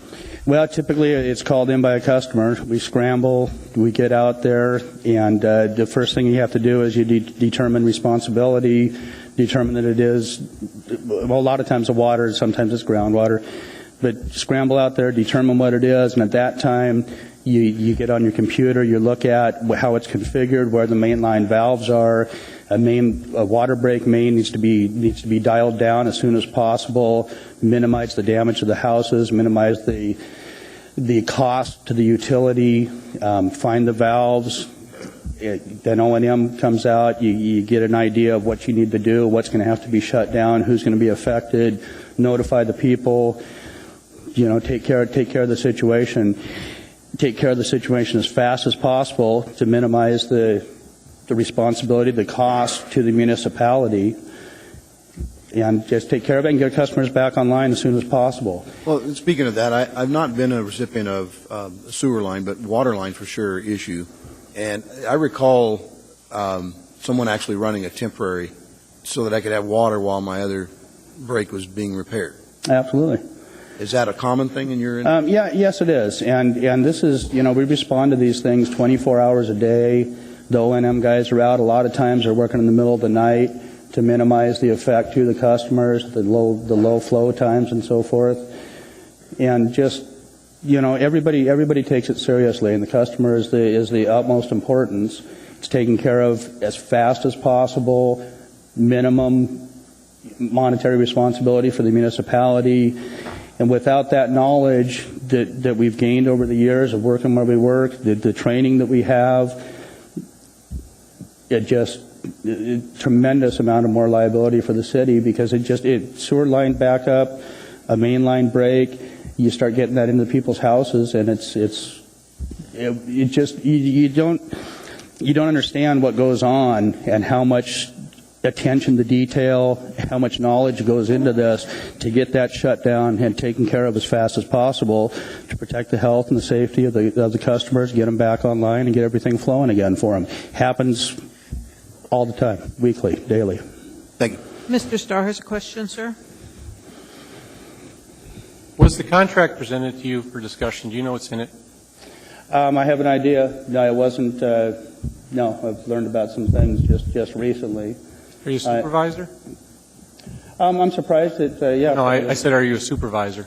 Am I a supervisor? No, I'm not. Yeah. You have call-out requirements, so on holidays, and you just mentioned the water main break thing, so you're in the category where, for example, your union gave away the 2.5% or the 2.5 time rate. Now you're going to be down to just double time for a call-out under certain scenarios. No, I'm not. That's treatment operators. Okay. I'm with the inspection crew that inspects the new pipe going into the people's houses and so forth, that we've lost our 5% increase that we had for inspections. Why, and you're probably going to be one of the last speakers, why haven't we heard some of the contractual terms like that, the supervisors that, you know, we've got 105 pay % for those remaining. If your supervisor's off for the day, there's some scenarios where the remaining workers get their pay raised to 105%, or the 2.5 to 2% drop, the give back, if you will, in that scenario. You know, that's the true meat of the discussion. I understand that. But, you know, did we leave too much up to somebody that doesn't understand it? We've learned a lot. We've educated ourselves a lot on your business outside of tonight's conversations. But did we leave it into the hands of those that don't know, or are you comfortable with where it's at? I'm not sure I understand the question. The arbitrator's going to decide for us in this case. I mean, we'll weigh in on his opinion, but did we cover all of our bases in the process of reviewing your contract? You know, I feel our group, as the inspectors, we've got the responsibility of the first responders. We determine responsibilities. Well, that's how the contract affects me. You've taken away my 5% increase that I get while I'm doing inspections, enforcing the ever-changing DCPM, keeping an eye on the contractors, making sure the homeowners and business owners of this city are getting a good product. Are you happy about that? Am I happy to lose that? No, and I don't think it's right, no. Yeah. Well, you don't have a chance to vote on it. Does that bother you? It bothers me that we went through 16 months of this and that we couldn't come to agreement with the administration. Yes, it does bother me. And it bothers me to think now that after all that negotiation, after the Superior Court judge doing an arbitration, that we're even here discussing this and that it hasn't happened already. Okay. Thank you. Thank you. Thank you very much. That ends the hour that we have allocated for the public hearing. And it also, I'm sorry, Ms. Gray Jackson? Thank you, Madam Chair. I would like to know if there's anyone else out there that would like to testify, and if there is, Madam Chair, I would move to extend the public hearing. Thank you, Madam Chair. I saw one hand. I didn't. All right, there's a motion to extend. I'll put it up on the board at this point. If you'd like to extend, for how long, Ms. Gray Jackson, is your motion for? Thank you, Madam Chair, for as long as it takes. Thank you, Madam Chair. And that's acceptable to the second? Sure. All right. Please vote. Just a minute.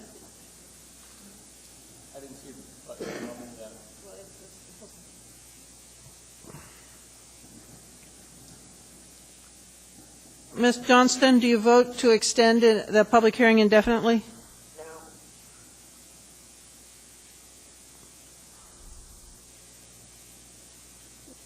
That is passed 6-5. I do want to remind this body that if there is not a vote on this matter, it basically will go down. All right. With that, the public hearing is continued. Please come forward. Hi, I'm Catherine Hicks, and I would just like to urge you to vote no on this. We've seen what our federal government has done to us. We're broke already. We've got people moving out of the state because they can't they're shutting down the oil and gas line industry. And how I'd like to see if there's anybody that does work for the private sector here, how many of them have gotten raises in the last few years. And here we are, we're giving raises to people that are living off of our money, and I'm pretty sick of it. I think that it's about time that they went a little time without a raise, just like the rest of us in the private sector have had to do. Thank you. Thank you. Anyone else who'd like to testify? And if you could start by spelling your name, please.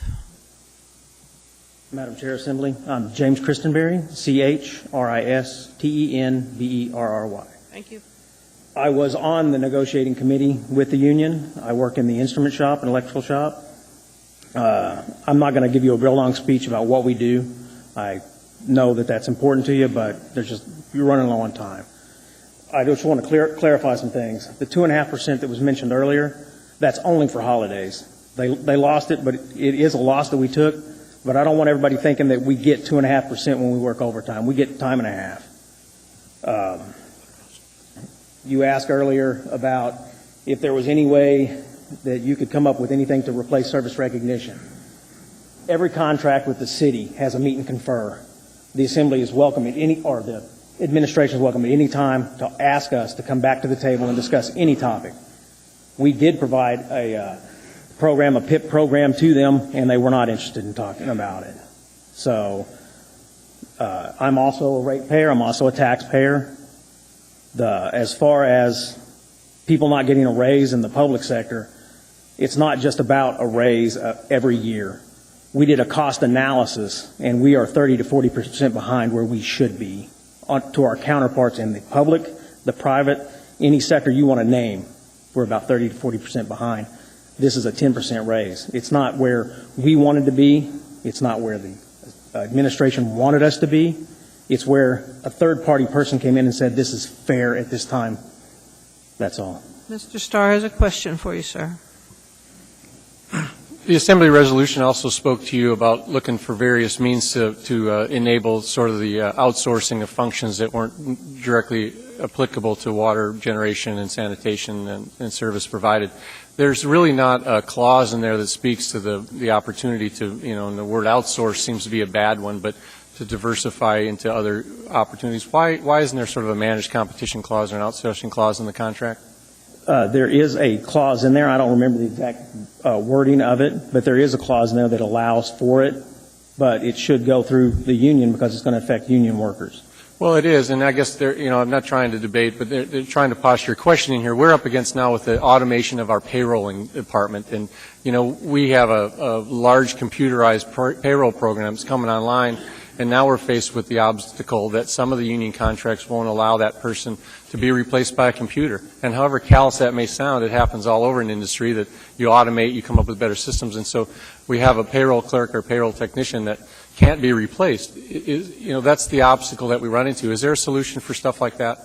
Actually, since you bring it up, the shop that I work in has installed a SCADA system throughout the utility, and that's why people at Eklutna have 2 operators working there, because it is automated already. Mm-hmm. Have folks had to leave employment because we've found more efficient ways to We haven't filled empty slots. Empty slots? The management, through attrition, deleted slots. I see. Okay. Thanks for being on that committee, too. I'm sure it was stressful work for you. It's continuing to be. Me too. Thank you. Anyone else who'd like to testify, please come forward. Hearing and seeing no one. Move to approve the S1 version, or S version? I'd like to close the public hearing I'm first, sorry. Mr. Honeman, if sorry. I could. Then we'll close the public hearing, and now Mr. Honeman. Madam Chair, move to approve the S version. All right, that matter is before us. I want to say 2 things first. I want to remind the body that there's an hour long on debate, and I want to really thank Ms. Usera for her service. I have learned a lot from her, and she's done a remarkable job, and this is her last meeting. She is leaving. And basically, she said she did not want a resolution in thanking her for her service, but I have to say it. Thank you, Nancy. You've been great. All right.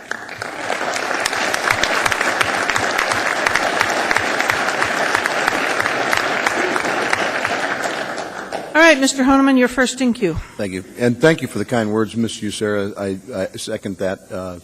Certainly, skill sets is yours. I know you served at the municipality, the state, and private industry, and I appreciate, as was testified here today, bringing a lot of skill set certifications and experience. So thank you for your diligence here. I just want to urge my colleagues to consider that this is a process that it's like the bitter pill that we all swallow. I'm sure the administration is a bit disappointed the last best offer didn't get accepted in full by the arbitrator. I'm sure there's several members of the plumbers and pipe fitters that would like to have seen everything they were asking for to come to and true. And I'm like Mr. Starr, I think I'd like to, I didn't want to speak for you, Mr. Starr, and I kind of caveated that. I remember you talking to a guy, I believe he identified himself as your constituent, here's Ms. Bill Sanders, and at one point you did say, I'm flummoxed by that, and I just took that as a context. I wasn't speaking for you, and I said that. So I apologize if I said it incorrectly. I think what I'm challenged by here is the fact that, we have a process. The process was a negotiation. There was a resolution. We're hearing testimony, actually for the first time tonight, that even some of the resolutions, information, or direction from this body, or at least I will say with a caveat, I wasn't on the body when that resolution was passed, but nonetheless, I'm here now. But that particular language wasn't necessarily adhered to. So that may have got us to where we are today, which is that the process went through, there was a fact-finding, there was a mediation, and I may be misstating those steps. Maybe the mediation was first and then fact-finding. It goes to arbitration. It's the bitter pill. It's the end of the line, and we either vote to accept the arbitrator's award, or as it's been described to me, that we don't get the 8 votes, and in fact it then goes back to the administration's last best offer. The union makes a decision what they do, and if they choose to strike, then immediately the municipality goes to ask for a TRO because of the concerns of public safety and health. And I know one thing, that the process was followed. It's the bitter pill at the end. Nobody really wins. I'm actually quite satisfied by that. I actually take some comfort that everybody loses a little, everybody gains a little, and I think it was negotiated fairly. I believe everybody was in good faith action and in their actions, and this is the end of the line. So I urge my colleagues to vote yes to accept the arbitrator's award. Thank you. Mr. Starr. This is where we do our thing, and I have been working it hard, and that hopefully is the reputation that I carry forth with this body. It's never disrespect to those that serve our city.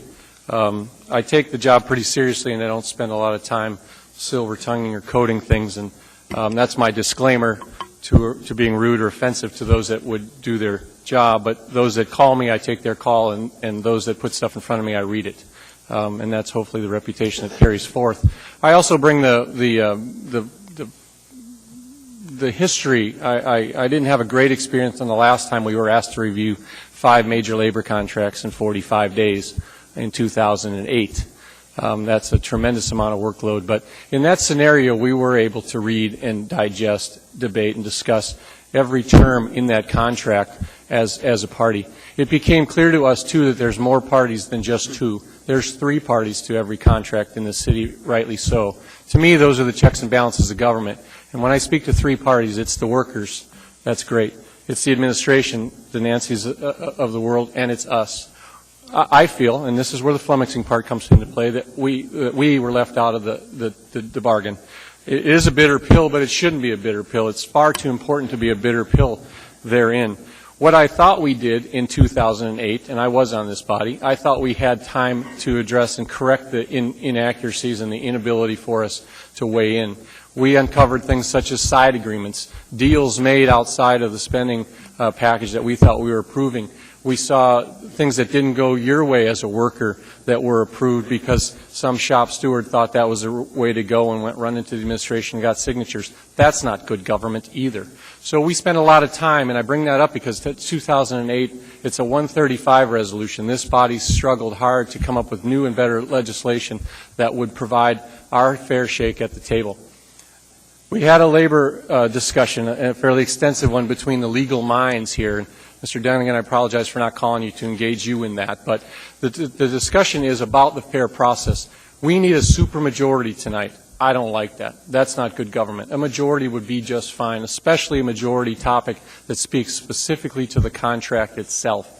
We're up here, guys. I don't know what the arbitrator really considered. Did he look at the fiscal health of the city the way I see it? Did he look at those budgetary numbers that show labor costs going like this and revenues going like this? Did he see that? I don't know. I wanted to ask him those questions, but I can't. That's part of the process, the bitter pill. So I'm frustrated with that. 370.130 is the municipal code that's at odds with the other one, the 370.010 that you talk about, the arbitrator supermajority. Let's decide that, bring it down to the level of 6-5. That would be a good compromise. We could debate the contract terms. I can't negotiate for you the 2.5% to 2%. I can't talk service recognition versus pay for performance discussions. I'm frustrated with that because I'm good at that. Those are helpful solutions to bring to the table. The arbitrator can't do that. Arbitration, for clarity, arbitration is not mediation. He gets to decide between two things on the table. That's it. He doesn't mediate. So the idea here is that the inference is, well, he maybe had a better shake and it's a fairness factor. I would bet you that he would say it's not fair either, that he has to decide one or the other. He doesn't get to do one down the middle. He doesn't say, hey, you guys are at 4.5, we're at 1.6, why don't we agree to this? We're not doing that tonight, folks. We're saying that he got to choose between two things, theirs or yours. That's all he got to say. There's no mediation. There's no compromise. There's no spirit of compromise, which to me is good government at the end of it. I think there has been a disagreement of whether or not he fairly acknowledged the terms in our guidelines. There was some things that are not in there that were guidelines specified, not just by me. I did approve that resolution. I approved the one before that gave some of the terms and conditions to the Begich administration, and there was an assembly before that. Every one of them said find a different way for service recognition. Get rid of the longevity. We don't want to reward solely because you've been here for that. We appreciate you being here 31 years, as some were, but we want to motivate those younger workers too, as I agree. CPI in 2009 was 1.2%. It's in the fact-finding guidelines. Cost of living went up 1.2%, 1.9% in 2010. Do we know that it's going to be a weighted average of the 4.5%? We don't know that, but I would bet you that it's not going to be. We need to be fair and real on the topic. I think that comparing to other benchmarks in the city and other contracts, 2008 was a different time. You had a different 5-year weighted average. We were coming off of fiscal prosperity, but we've also learned a lot in the last several years. We had surpluses, but we've also had significantly increasing budgets. So when this surplus talk is that, it's also on the heels of an ever-increasing budget. And we're going to increase the budget this year, too. The spending budget is tax-based. The spending budget is federal dollars that pour into this and state dollars. In your business, it's wages and rates that conflict. In this case, I have to decide, really, do we authorize the pending rate increase to pay for your wage increases? And I'm not ready to do that.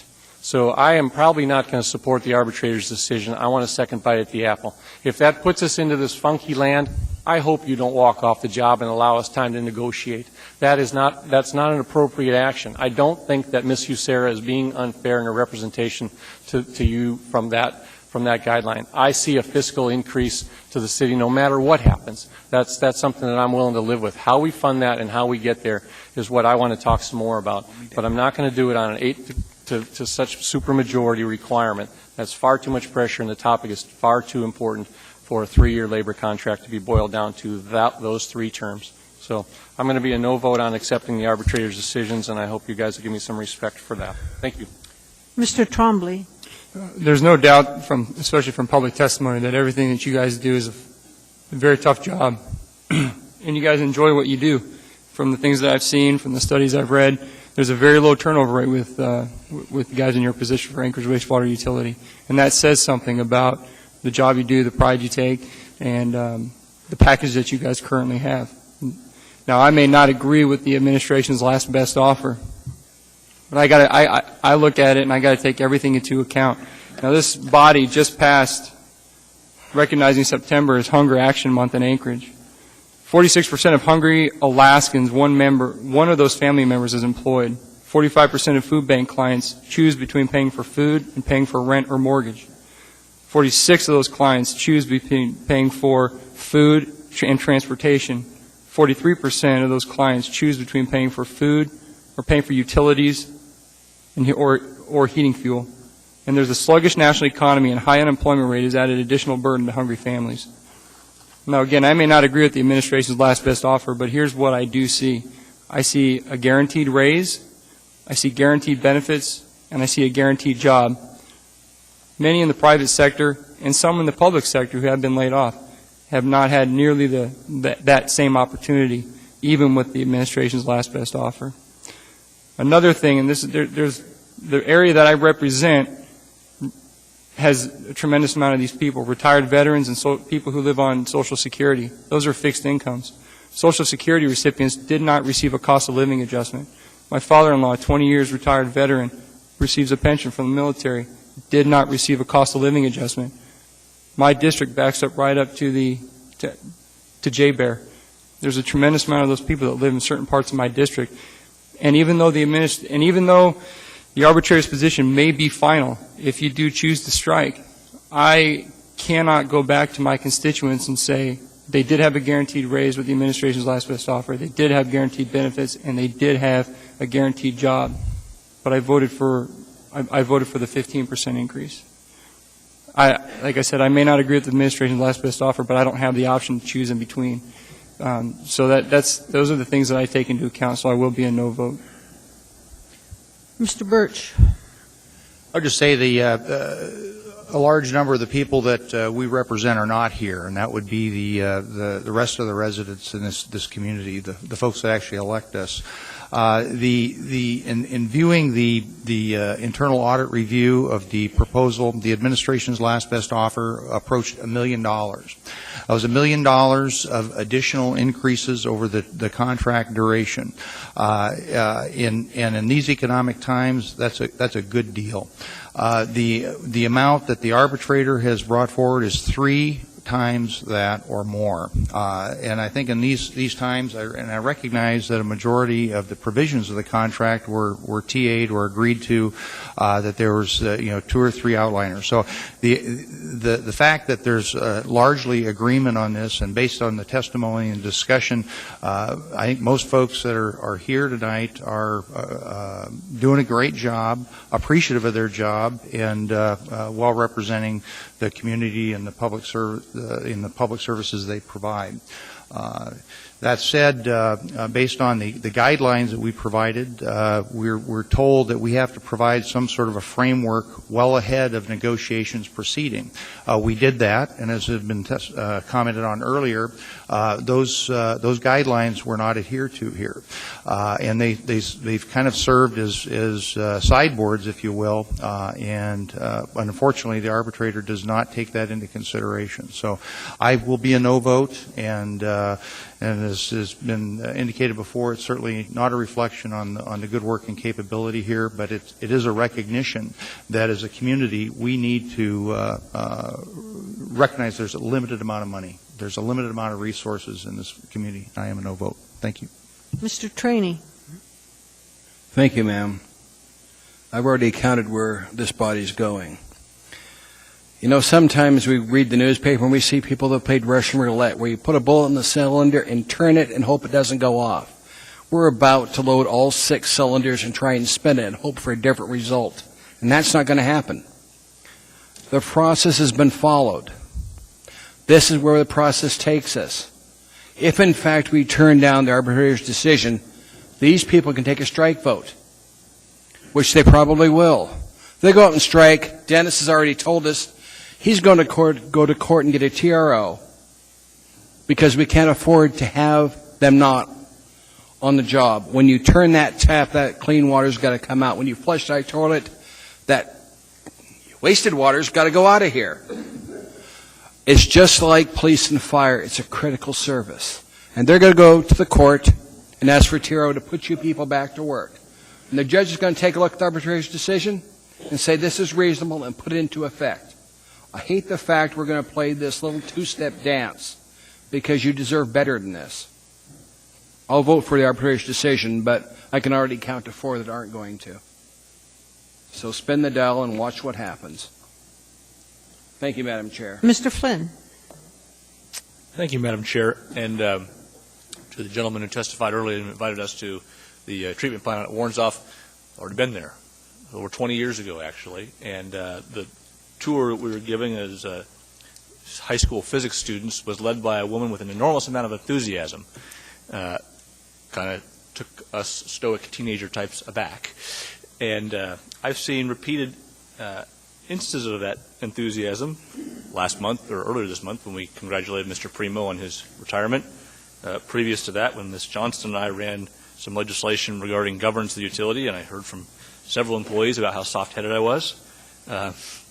And I look at this decision and consider very carefully how it's going to affect rates. And one of the things I noted in our work session is 75% of the water rate changes are driven by the capital structure, not the wage structure, or rather the adjustment to it. It's even higher. It's like 80% on the wastewater side. And that's why, with Mr. Starr's help, I've spent a lot of time focusing on the capital side. In fact, you may recall, Madam Chair, last year we removed a portion of the capital budget because we felt it was duplicative of some of the computer systems that the general government was bringing on. And I think that's where, frankly, if we want to find cost savings, that's where we need to be looking. But my reason for voting for the arbitrator's decision is simply this.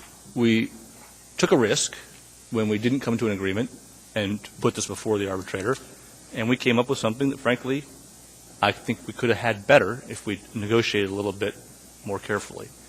I think if this goes to court, it's not going to get better for us. It's going to get worse or be the same. And I'm not willing to put ratepayers in my district at that risk. Thank you, Madam Chair. Ms. Gray-Jackson. Thank you, Madam Chair.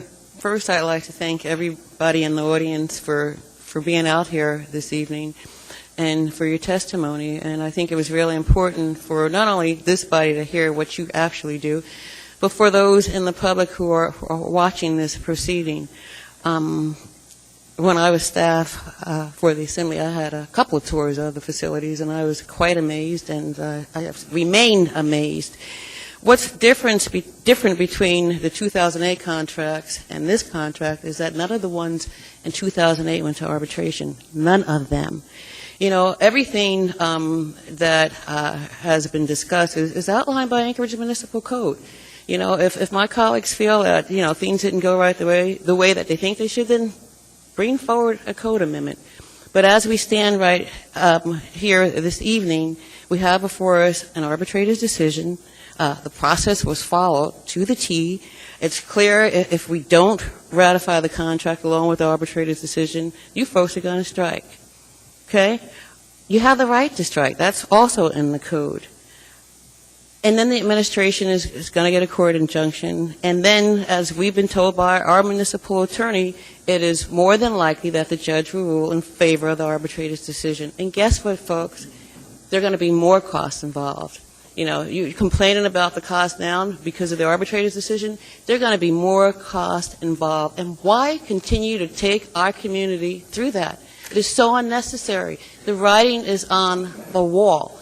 This is what we need to do to avoid additional costs, and also to provide what the arbitrator decided was the right thing for the folks who provide such a intricate and important part of our infrastructure in this community. I will be voting on the arbitrator's decision because it is simply the right thing to do. Thank you, Madam Chair. Thank you. Ms. Drummond. Thank you, Madam Chair, and thanks all of you for coming out tonight. Let's not forget that a huge percentage of this contract will be paid by AWWU ratepayers for the 120 employees of AWWU versus the 17 general government employees. And there are 52,000 roughly AWWU ratepayers in this community as compared to approximately 95,000 property taxpayers. I'm also disappointed to hear in Mr. Dunnigan's testimony that the administration did not negotiate to the full extent that this Assembly's resolution allowed them to. I don't think that that's negotiating in good faith. They withheld the ability to go to a higher offer, and that cost them this arbitrator's decision. I think if they had actually negotiated and compromised somewhat instead of holding whatever line they thought they were holding to, we might be in a different situation than we are tonight. I will be supporting the arbitrator's decision. Thank you. Mr. Hall. Thank you, Madam Chair. It is a tough evening because I couldn't be more in lockstep with Mr. Starr than the frustration felt that this has to be a supermajority vote, that it can't be a simple majority. I hope that we can work to fix codes so that you have the ability to be more involved as well as we do. I agree with Mr. Flynn and others that have spoken that I clearly understand I'm not going to get another bite at this apple, as neither are you. The process is pretty clear what's going to happen. I'll be voting according to current code, which means I'll be a yes vote this evening because I feel I've got no other direction to go. However, I do look very much forward to working with Mr. Starr, hopefully, where in 2008 they failed in being able to clarify and give the opportunity for the Assembly and others to be more involved in this process. So I will be a yes vote on this because I do believe process has been followed, and I don't see any advantage to going through the stress that will be necessary because of not getting that. Ms. Johnston, do you have any comment you'd like to make or not? I have one question to the administration. Do we have any labor contracts at this point other than the plumbers and pipe fitters that have a service recognition program? Through the chair, Ms. Johnston, none of the contracts, all of the contracts that were negotiated in 2008 migrated to this performance incentive program or performance step program. Some of them have the option for employees to choose either or. The IBEW mechanics contract eliminated, per the Assembly instructions, eliminated the service recognition program, and we recently adopted personnel rules that also eliminated that program. And in both instances, the current employees were either grandfathered or they were provided with an advancement in step. Anything else, Ms. Johnston? Well, this is my issue with the arbitrator's opinion, and I can understand because this was the last union that had service recognition program, but it was also the Assembly's resolution before I was on the Assembly to get rid of that, and then I co-sponsored an Assembly resolution, I think in 2010, where it was again agreed that we would get rid of the service recognition program. And this bothers me if we go ahead and accept this, that we're not being fair and equitable to the other union and other employee members of the municipality. Even though I know that we've gotten to this process in maybe a manner that none of us are comfortable with, I can't support something that is where it has a program that isn't in any other contract and isn't going to be used by other non-union employees of the municipality, and so I will be a no vote. Thank you. Seeing no one else I want to remind everybody this takes 8 votes. Please vote on accepting the arbitrator's award. Ms. Johnston, how do you vote? This failed 7-4. I want to thank you guys for coming, and thank you for giving your time to us. We are, at this point, going to take about a 20-minute break. I do want to recognize Melinda Taylor, our former colleague who's in the audience. With that, we're in recess. Assembly. I do have an announcement to make. We are going to be dealing with CDBG grants and the homeless plan later this month on the 27th. So I have just created a work session on the 23rd at 11 so we can get an update on that. So you may want to add that to your calendar now, and it'll be on the printed calendar soon. With that, going back to our agenda, we are now at 14B. This is AR 197, a resolution confirming the assessment role and levying special assessments within the Special Assessment District 1SD97, also known as the Downtown Improvement District, and appropriating $18,087 of special assessment revenue to Fund 271 for this special assessment district, accompanied by various memorandum and S versions. If you'd like to speak on the Downtown Assessment District, please come forward.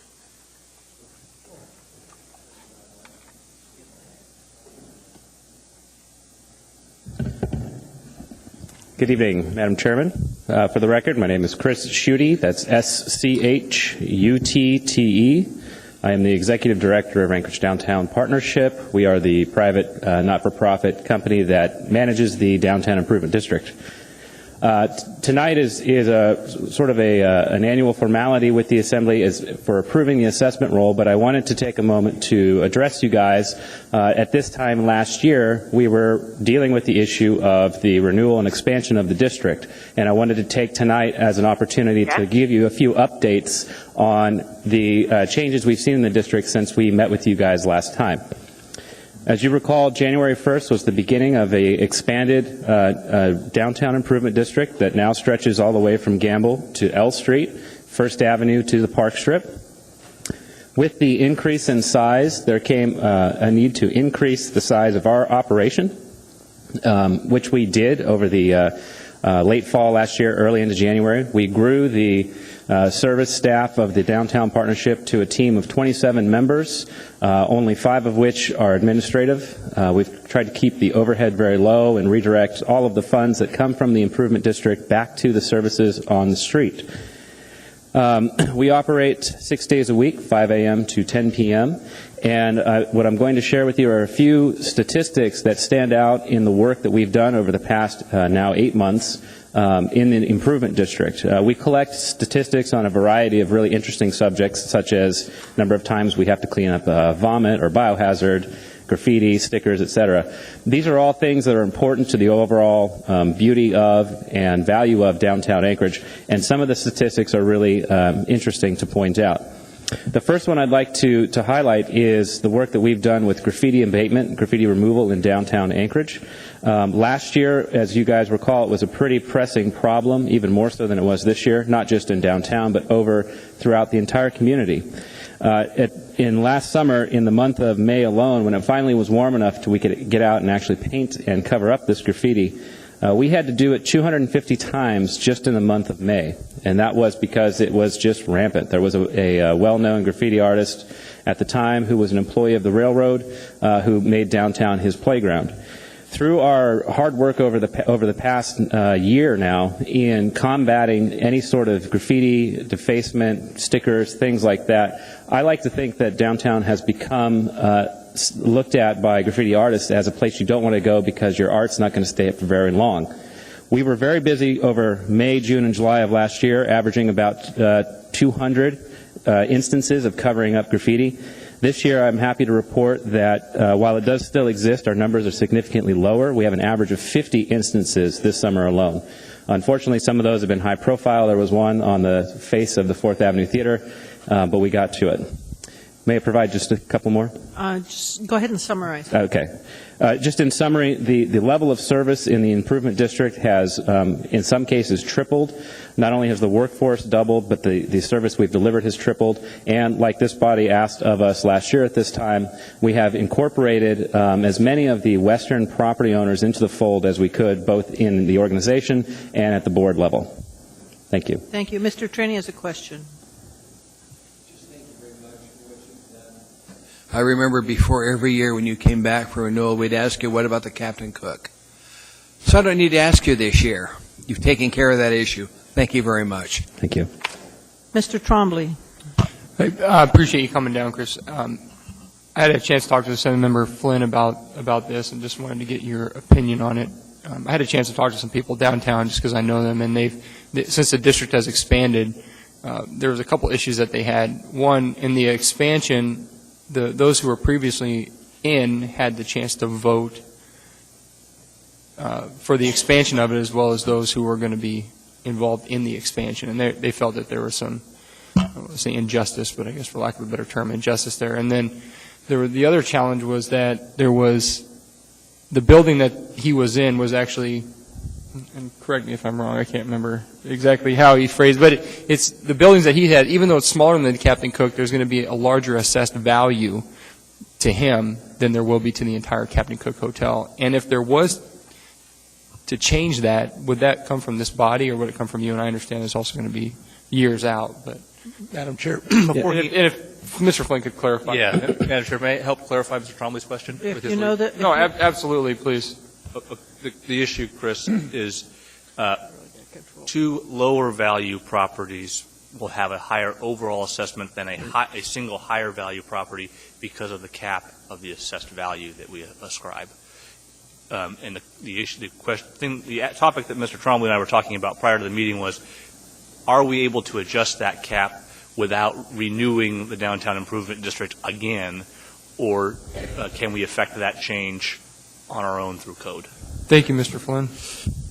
Through the chair, and of course I'll defer to the administration if they'd like to weigh in, Marty, but the short answer is no. The improvement district has a 10-year lifespan, at which time it will be up to the property owners to choose to renew or kill the district. Leading up to that time, any changes to it, including the assessment formula, do have to go through the entire process again. So if a majority of the property owners are unhappy with the assessment formula, they would have to bring it to this body in a petition form like we did with the renewal and expansion. I'm going to assume you're going to weigh in if you want to say anything, Mr. McGee. Thank you. I think his statements are correct, and I'm just here to answer questions, but Okay. I don't have anything to add on that. All right. Anything else, Mr. Trombley? Mr. Honeman. Thank you, Mr. Judy. What you said you increased numbers in staff working. What were you prior, and then how many did you gain? I didn't catch that number. I might have missed it.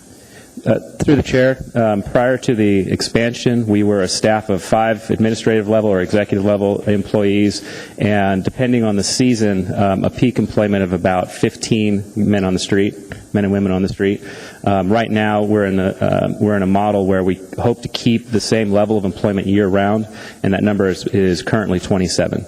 So how many of those people are actually, I guess you call them security ambassadors versus the maintenance ambassadors?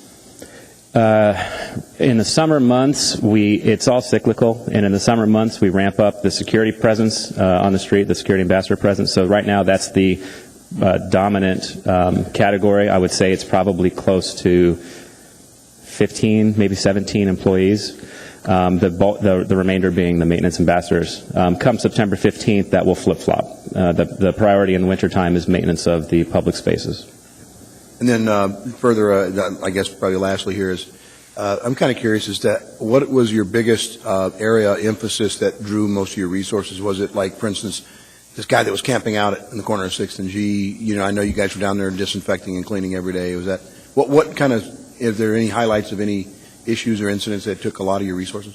Through the chair, the bulk of our resources in the summer are spent on cleaning up what we call biohazard. Because it requires such a specific type of cleaning. It's not a matter of picking up a piece of litter. I mean, there are health and safety precautions that you have to take. But yes, to answer your sort of question in there, Mr. Martin did take up a lot of our resources to keep that street corner clean. And right now, in a similar fashion, areas that are high traffic and also, unfortunately, high volume of biohazard, in other words, around the bars, that's the bulk of our work right now. Okay, thank you. Thank you very much. Anyone else who'd like to testify?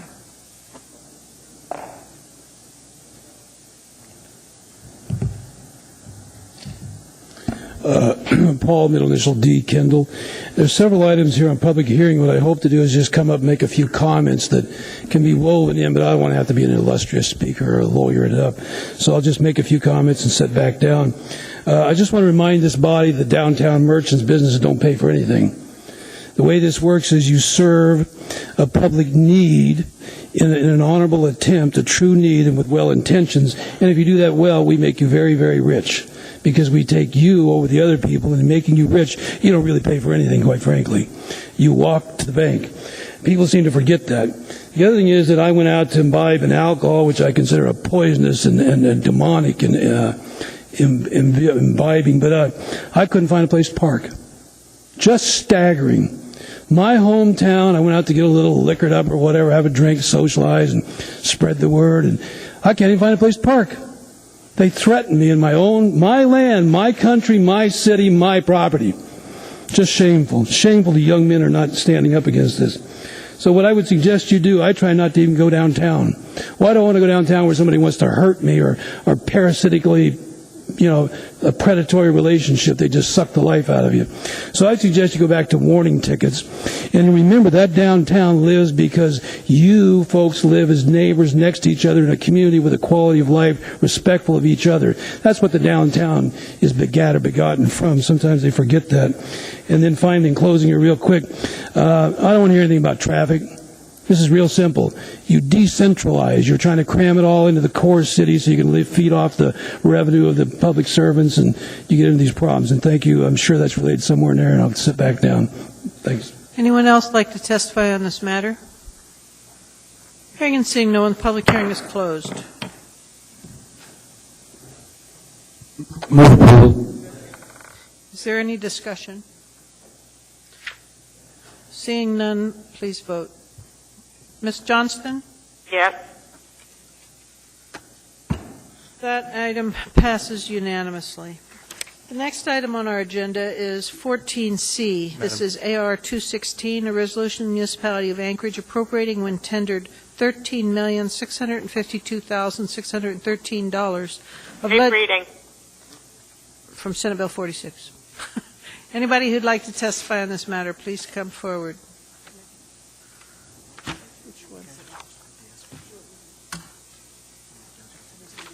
I thought it was. It wasn't? All right. I'm going to hold for a second. We need clarification if the S version was moved on the special assessment issue or if the regular. I thought the S version was moved. I did not say S. You did not?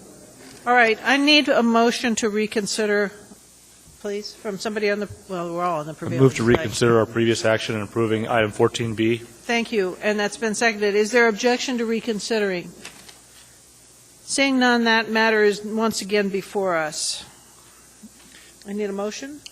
Move to approve the S version. No, we have to move to reconsider first. We though. did. We did, okay, yeah, sure, yeah. Okay, that's been seconded by Mr. Trainee. All right, the S version is before us. Mr. Flynn, you want to speak to the S version? Just for a brief moment, Madam Chair. Go ahead, sir. I'd just like to once again acknowledge and thank Mr. Schuette and the Anchorage Downtown Partnership for their efforts to smooth the western boundary. You recall we dealt with that concern several times during my early tenure on this body. We resolved to address it. We did, and surprisingly, we're not hearing all those complaints this year. I'll echo that. I think we're all appreciative. Thank you. All right. Oh, Mr. Trainee. When they would come here complaining about the boundary size, whether it was the gas station or it was Captain Cook, it's nice to see the waters are calmed. Indeed. All right. With that, please vote on the S version this time. I'm voting on this issue. Ms. Johnston? Yes. All right. That matter passes unanimously. Thank you, Mr. Wheeler, for catching that. All right, now I'd like to open the public hearing on the legislative grants from Senate Bill 46. If you'd like to speak to this, please come forward. Hearing and seeing no one, public hearing is closed. Move to approve. Second. Mr. Starr. Mr. Abbott, could you clarify a couple things for me?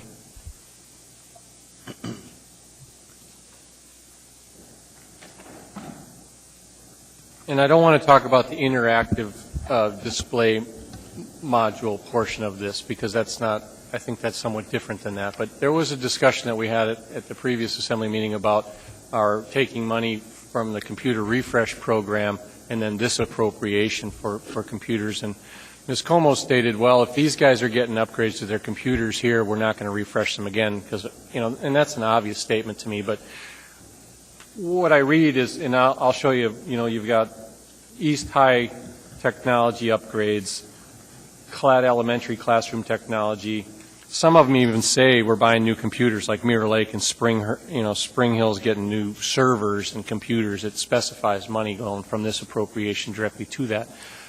How does this refresh program thing work in conjunction with our ability to go to Juneau and get money? I mean, is there a refresh program that you've come up with that's funded under a certain strategy, or is it? Can you explain to me? Are we double dipping? Are we getting both? Or Thank you, Madam Chairman, Mr. Starr. The refresh program is specifically to upgrade equipment to meet current functionality. Those are existing machines that exist in a variety of either student or employee settings, and equipment that has reached the end of or is approaching the end of its useful life. The material that's been that will be funded with the grants that are before you tonight are designed to increase functionality and to improve services primarily for students, although there'll be some benefits to staff as well associated with that. So in some cases there'll be some overlap. There'll be an opportunity, and you named a couple of those grants, where we'll replace equipment with better equipment funded by these grants. But for most of the technology that's being funded with the legislative grants, it will add to the overall district inventory, if you will, or fleet of computer equipment. maybe offline later, can you send me a couple emails of where we have schools with really old technology that the students are using?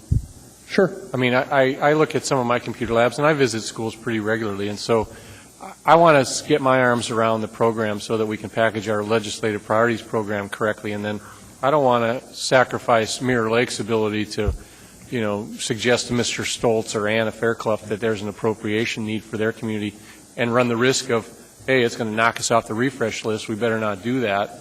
You know, there's a certain cohesion that I'd like to see, as well as educate myself, so those either accusations or true statements on we just appropriated money last cycle, now we're doing another $13 million all for computers. It's helpful for me to know that we got a plan, and if you think, if you have one, I'm happy to know it.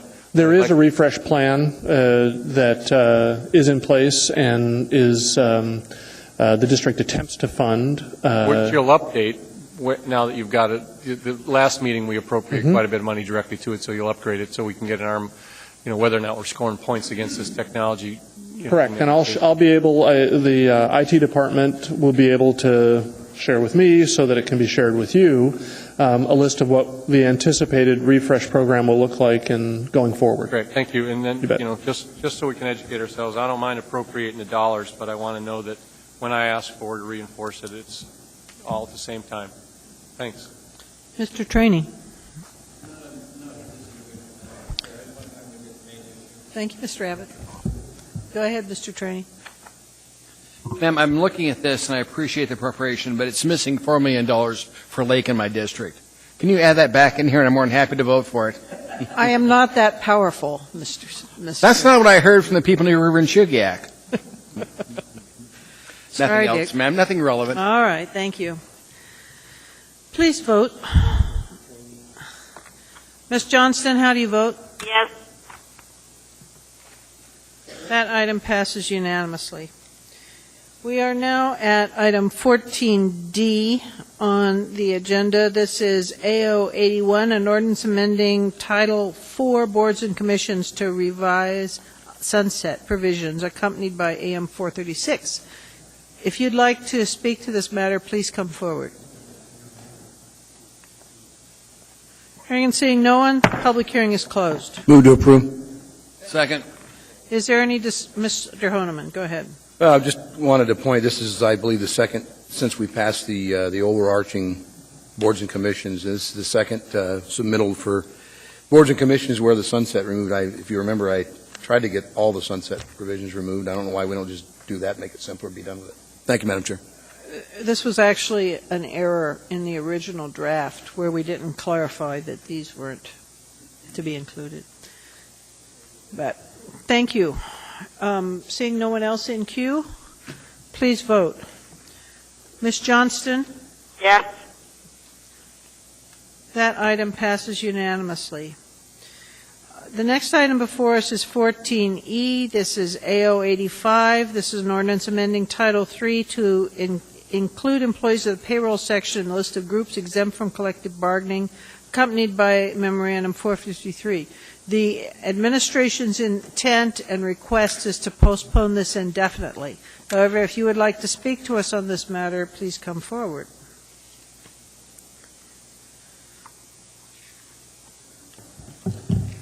Means Paul to kill Middle- it, by the way. Sorry. Are you talking to me? I was just announcing that postpone indefinitely means to kill this one. Right. I was seizing the Paul D. Kendall. I have no conflicts of interest or anything else. Just real quick, first I'd like to make a suggestion to you. The school people escaped my wrath because I didn't know what this was. If you just make a rule that says, hey, this is some money for more money for the school district to put some new stuff in, then us simple people that are just simple people can get this together. But when you start reading off all these resolutions, I agree with no, why go read further. But so if you just get a brief summary, we can figure this out. Now, I'm assuming exempt means they won't have any collective bargaining by this particular action, right? Yeah. Okay. All I would like to suggest to you is that we really need to get together here, ladies and gentlemen. Now, that man in Wisconsin who went to the mat, I support his actions. You're going to have to take away all public unions and compensations and retirement plans because it fundamentally disassembles the foundations of your society. And I would just hope instead of doing squeak by things like this, that we would gather together as a family and just hash this out because we're really brothers and sisters. And if you don't do this, you end up with pent-up emotions and somebody overreacts and gets hurt or somebody pushes the wrong buttons. And again, it comes back to you folks, and I'll sit back down here.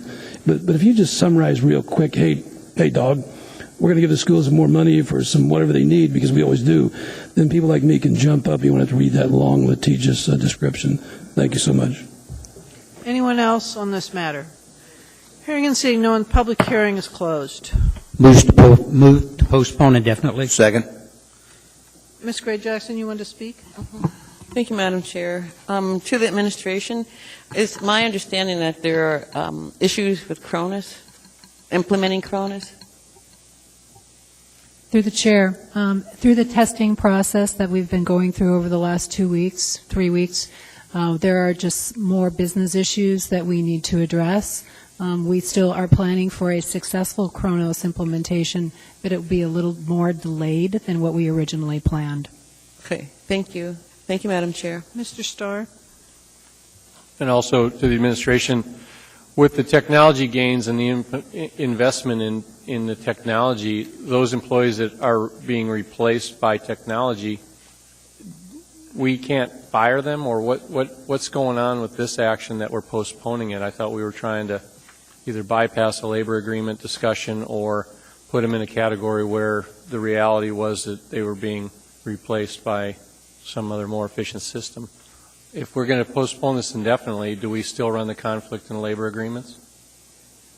At this point, the new organization structure hasn't been fully fleshed out based on some additional information that we received over the past couple of weeks. There's some potential strategic direction changes from the actual product providers. Kronos recently purchased Telestaff, which could change the direction in terms of how we implement Kronos in the police department. So we are evaluating that with Kronos from the strategy perspective because we don't want to be short-sighted and do an implementation today that we would need to change in a year. We want to do it once and we want to do it right. Is this a better topic to be handled through a meet and confer strategy? I know you're not bargaining our labor for us, but I want to make sure that we're able to ultimately deal with some of these issues at a budget restriction and not come back with the statement that contracts don't allow it. So if it's something that I need to start to urge discussion at a meet and confer level, so you talk about the police department, I talk about the fire department, for example. Are we setting ourselves up that we can't implement it and we just bought a bunch of program stuff that's not going to result in labor savings we were told? I expect that there will still be labor savings associated with implementing Kronos in the departments, particularly those where there are 100% full-time employees dedicated to this. At this point, however, I think it's premature to identify and develop a new organization when we're going through some changes associated with these business processes. That's the reason why we pulled it. Just note that one of our guidelines in our budgetary resolution to you coming up for discussion next meeting is to implement the Kronos changes in the efficiency model. So if you don't want that in there, then let us know. But I would want to see some return on our investment. We fully expect to get a good return on investment with Kronos. Monetarily? Yes. Thank you. Cash savings, yes. Thanks. Mr. Honeman. I just wanted to say I've actually contacted just one department. I'm working on reaching out for others that have Kronos, and the Denver Police Department's actually going away from Kronos, and at least one of the counties there. So they just seem that it doesn't work well for them at all. It costs them a lot more money. It wasn't very well implemented, and so I'm glad that the administration actually has identified that location, or at least the issues there. But that's one of the things that I think, Mr. Starr, we need to work out on this budget advisory suggestion or resolution. I quite frankly, I wasn't sold on the whole thing. We need a little more details. I'd recommend a work session on that, Madam Chair. Thank you. Ms. Mahoney. I would just like to indicate to Mr. Honeman that we were provided with that information about the City of Denver from the Police Department, and based on their input, we did contact the City of Denver. They are actually delaying their implementation based on the same reason I provided earlier, in terms of really wanting to understand the strategic direction for the project. Thank you. Thank you. Seeing no one else in queue, I need there is the motion before us, to postpone indefinitely. So, is there any objection to that? Ms. Johnson, do you object? No. All right. Seeing no objection, that matter is postponed indefinitely. Next item before us is 14F, AO83, an ordinance approving disposal to USA of approximately .67 acres by lease amendment on HLB parcel 4. Waive reading. All right. Anyone who wants to speak on this sale of a lease on HLB property, please come forward. Hearing and seeing no one, public hearing is closed. Move to approve. Is there any discussion? Urge approval.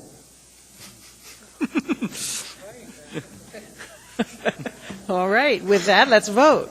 It's a navigation beacon. I got to find my way home. Ms. Johnston? Yes. All right. That item passes unanimously. It's still working. You can tell who's a pilot in the group, can't you? All right. With that, we are now at 14G.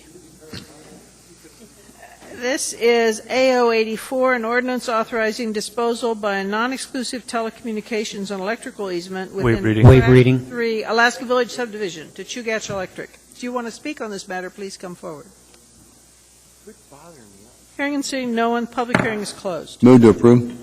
Second. Is there discussion? Hearing and seeing none, please vote. How do you vote, Ms. Johnston? Yes. Please vote. I did. That passes. Ms. Drummond, did you vote? You don't show on the screen. Or could you verbally say what your vote was? All right, then it was unanimous. Thank you. The next item before us is 14H. This is AR 206, a resolution appropriating $1,250,000 from State of Alaska Waive DOT reading. for AMATs. How about that? CMAQ. CMAQ and AMATs. All right, if anybody would like to speak to that, please come forward.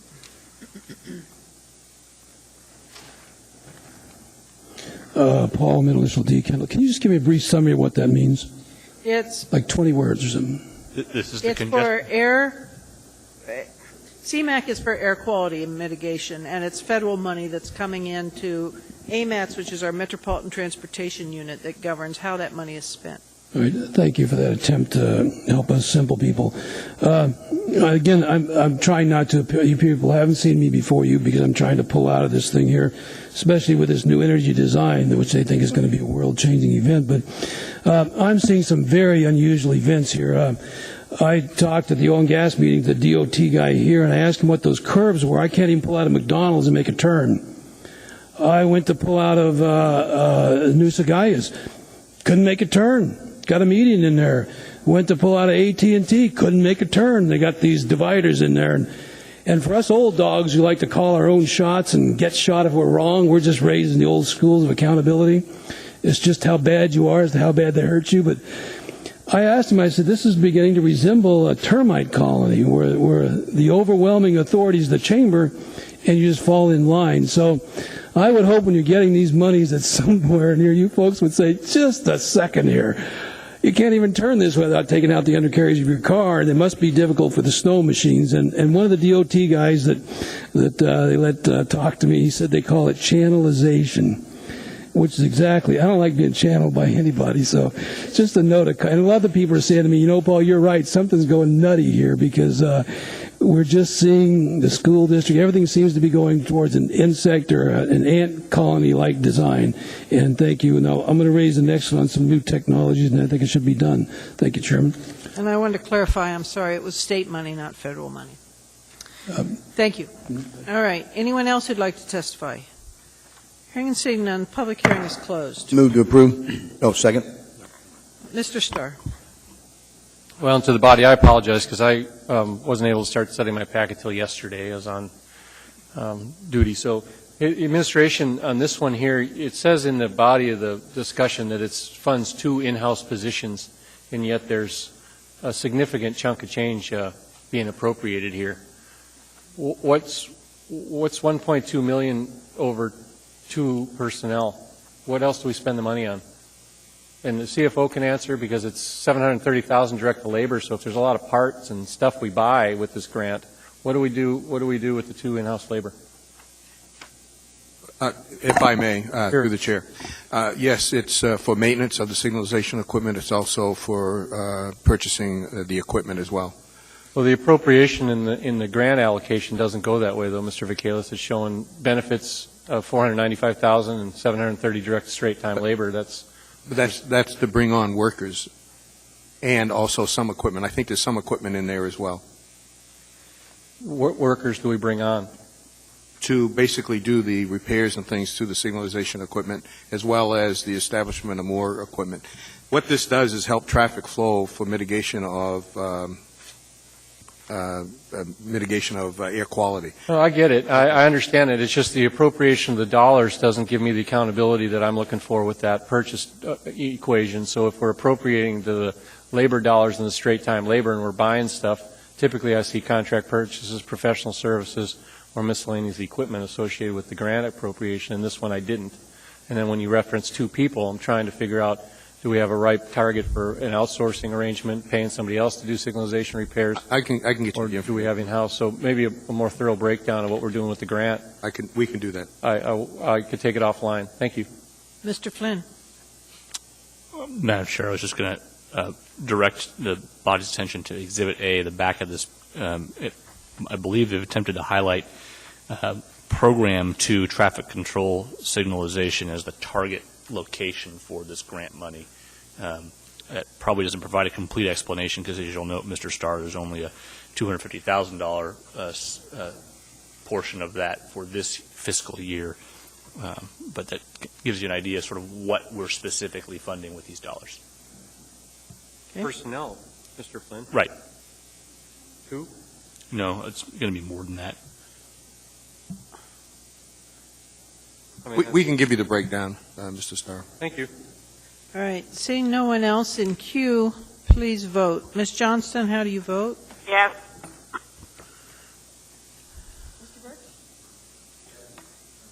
That item passes then unanimously.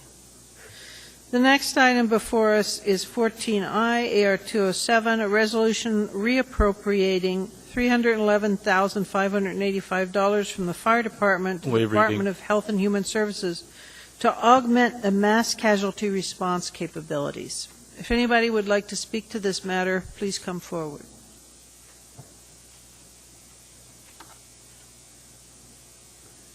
Just one, Paul D. Kendall, thank you very much again. Thank you for the accommodations you're giving me tonight. I just want to try to wedge this in if I can very quickly. I'm presuming that you're going to fund to be able to upgrade for a mass casualty. And I want to read you something here that you might find very interesting in hopes that you'll do something with this money that is forward thinking, not old thinking. This is an unclassified Defense Intelligence Agency Defense Analysis Report. It's a DIA number -08-0911-003 dated November 13, 2009, titled Technology Forecast, Worldwide Research on Low Energy Nuclear Reactions Increasing and Gaining Acceptance. One sentence and I'm done. Scientists worldwide have been quietly investigating low-energy nuclear reaction for the past 20 years.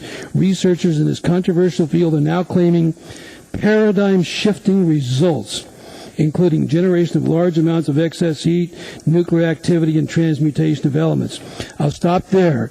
The reason I bring this up is when you see these devices and see the people involved in this worldwide discussion, you will realize if you go to spend money on something in this community, you need to really pause on everything you do from now on, because they're calling this a worldwide event causation that may do that, and I'll get out of it. Thank you very much. Thank you. Is there anyone else who'd like to testify? You can say no, and the public hearing is closed. Move to approve. Is there any discussion? Not, please vote. Ms. Johnston? Yes. That item passes unanimously. Next item before us is 14J. This is AR 208, a resolution appropriating $290,192 from state Waive reading. DOT. This is for the Air Quality Public Awareness Campaign. Go ahead. I can't see very far in case you're wondering there. Paul D. Kendall again for the record. I'm very concerned about this, putting money into these areas and not learning us up as a society. Technology is moving so fast. I brought you the document called the Letter of Understanding by the 7 biggest automobile dealers demanding that or requesting the hydrogen be a sufficient density in a highway form by no later than 2015. And in that document, they also state that fuel cells and battery vehicles are sustainable future platforms. Hydrogen is now breaching. Compressed air is now breaching. And if that weren't enough, the Rossi ECAT, I am still just, wait till you see this thing. My point is this. It would seem to me you would use these funds to invite the chief technicians of the world's 40 manufacturers of automobiles to come here, to come to the Sullivan Arena, to bring our engineers in and film this so our children can see. This technology, ladies and gentlemen, is moving at an accelerating pace here. It's just picking up speed. 40 international cities are now putting in plug-in stations. Over 50 communities are now, major cities in the U.S. are doing plug-in stations. I've never seen the likes of this. Toyota and Ford are now working to put out a F-150 all-electric pickup. Everything is ramping up. They're trying to slow roll it, but boy, if we get caught behind the 8 ball on this one. So when you talk about air quality, it just doesn't make sense to me to say one thing and we get a downtown Segway for the parking people? Hell, they've had those in Vegas for 5 years running around. And instead of you folks bringing in some new prototype or putting a hydrogen shuttlecraft on a train to go back and forth or new technology, it's like you're all hunkered down to do the oil thing, and it's just a thing of the past. The rest of the world now sees this. They're now ready to launch new economies, and we have a chance to lead due to your leadership. And thanks for allowing me to squeeze this in, Chairperson. Thank you very much. Hearing and seeing, is there anyone else who'd like to testify? Hearing and seeing none, the public hearing is closed. Move approval. Second. Mr. Trombley?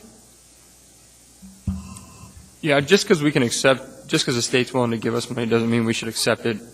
You know, $290,000 doesn't seem like a lot, comparatively speaking, but it is a lot of money because it all adds up over time. And when you look at some of this money will go to, quote, the campaign will provide education to enhance the safety of bicycle commuting. Well,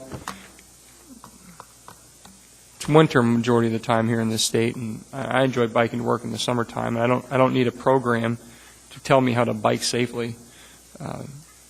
You know, and when it's 20 below, most people probably won't be biking to work. So I just think that this is just not a wise use of money, and there's nothing wrong with saying no from time to time. Mr. Starr?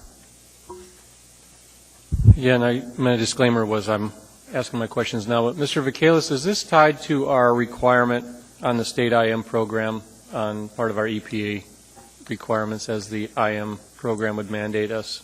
Ms. Engel will answer that question. Thank you.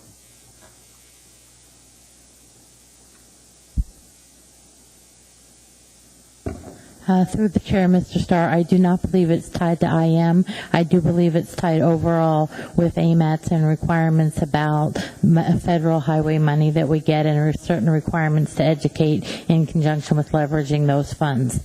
But that's my understanding. Do they list the topics that we ask to emphasize through our public service messages or bus advertising? I can't, through the chair, Mr. Starr, I don't know that they list the topics as much as that's decided by the Air Quality Committee and by the people who work in the program based on what is sort of the national objectives.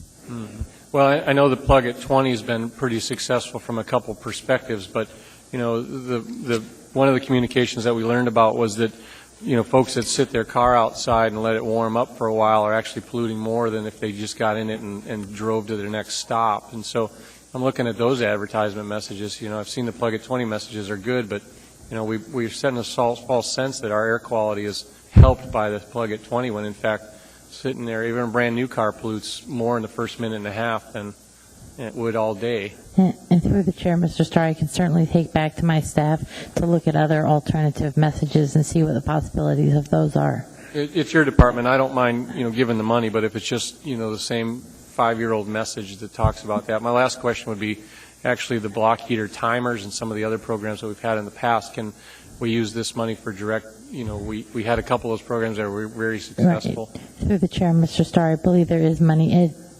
allocated in this appropriation that allows us to continue that. The heater timers are something we generally do every year, and it is very successful. And that money is grant money? Yes, sir. Yes. Okay. Good. Thanks for staying. Thank you. Appreciate it. Mr. Honeman? Yeah, I just wanted to hopefully clear up things. Is this a question, sir, for her? No, I thank you, Mr.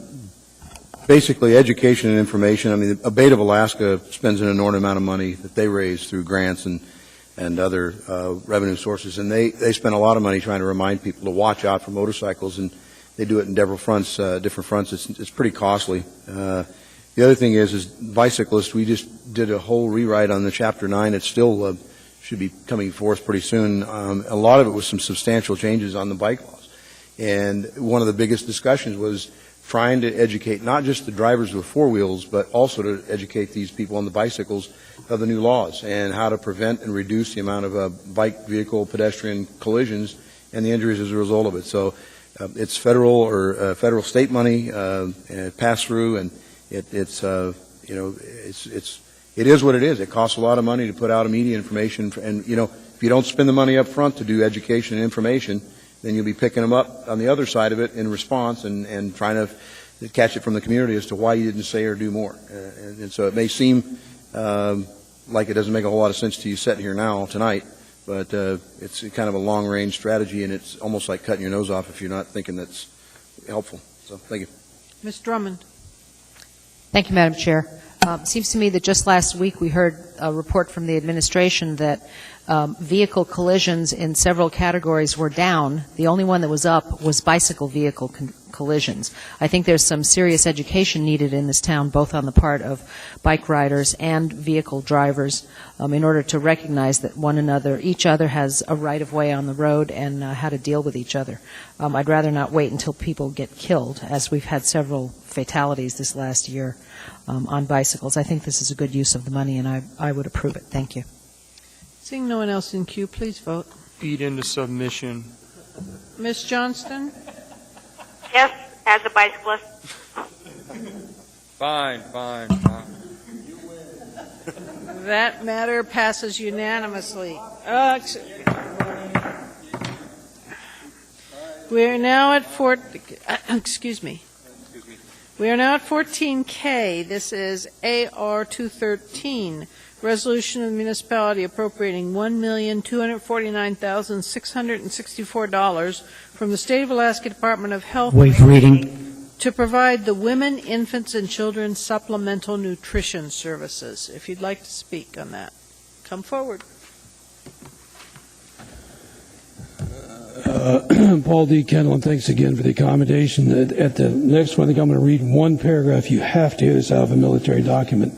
I rise on this issue because I'm very concerned.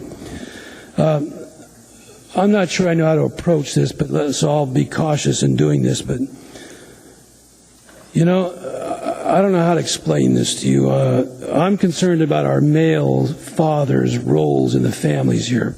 We are now ghost funding female employment at a pace and rate and depth I've never seen before.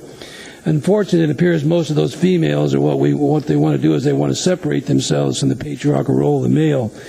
And to give you an example of what that means, to put that in something tactile that you can imagine, child support enforcement, all of you just vote these people tons of money, tons of money. I consider them to be parasitical and predatory and a lot of other things. But what happens is they've got 20 million illegal aliens, of which I intend to press this issue, taking jobs from these men. And if that weren't enough, now they're going into penal colonies with a 70% return factor, and they're wedging them in to have jobs. These poor men are getting disconnected at a pace of which I've never seen before because of the leadership and the disconnection that they have, the inconsistencies and contradictions. The longer you allow that female to instinctively breed for the moment to reproduce and then claim it's the male, when in reality she chose a poor example of a male who was not prepared for these burdens, I'm very concerned that you folks are not seeing how important this is. That female wants to separate from the family. The child becomes confused with no identity of the duality of the universes, which should not be messed with. The child then becomes dysfunctional. Then have to have a special services. They then have to have a daycare, and the whole thing begins like this low energy nuclear reactor begins to breed itself. And so I just hope somebody needs to stop and say, whoa, you breed them, you feed them. Or marriage needs to be looked at in a different way, some type of 3-year license that expires. Can you speak to the grant? Pardon? The grant is the topic. I am speaking to the grant. It's a higher intellectual perspective about the causation of why you're getting the grant and the impact of it being another mismanaged fund allocation. But I don't want to go that kind of language. I like where people talk to each other in simple terms. And thank you for the opportunity, Chairman. I assure you we can get a lot more descriptive for those people who just can't handle this light moment. Thank you. Anyone else who'd like to testify on this? Hearing and seeing no one, public hearing is closed. Second. Mr. Trombley. I just have a question for Diane. Get your motion.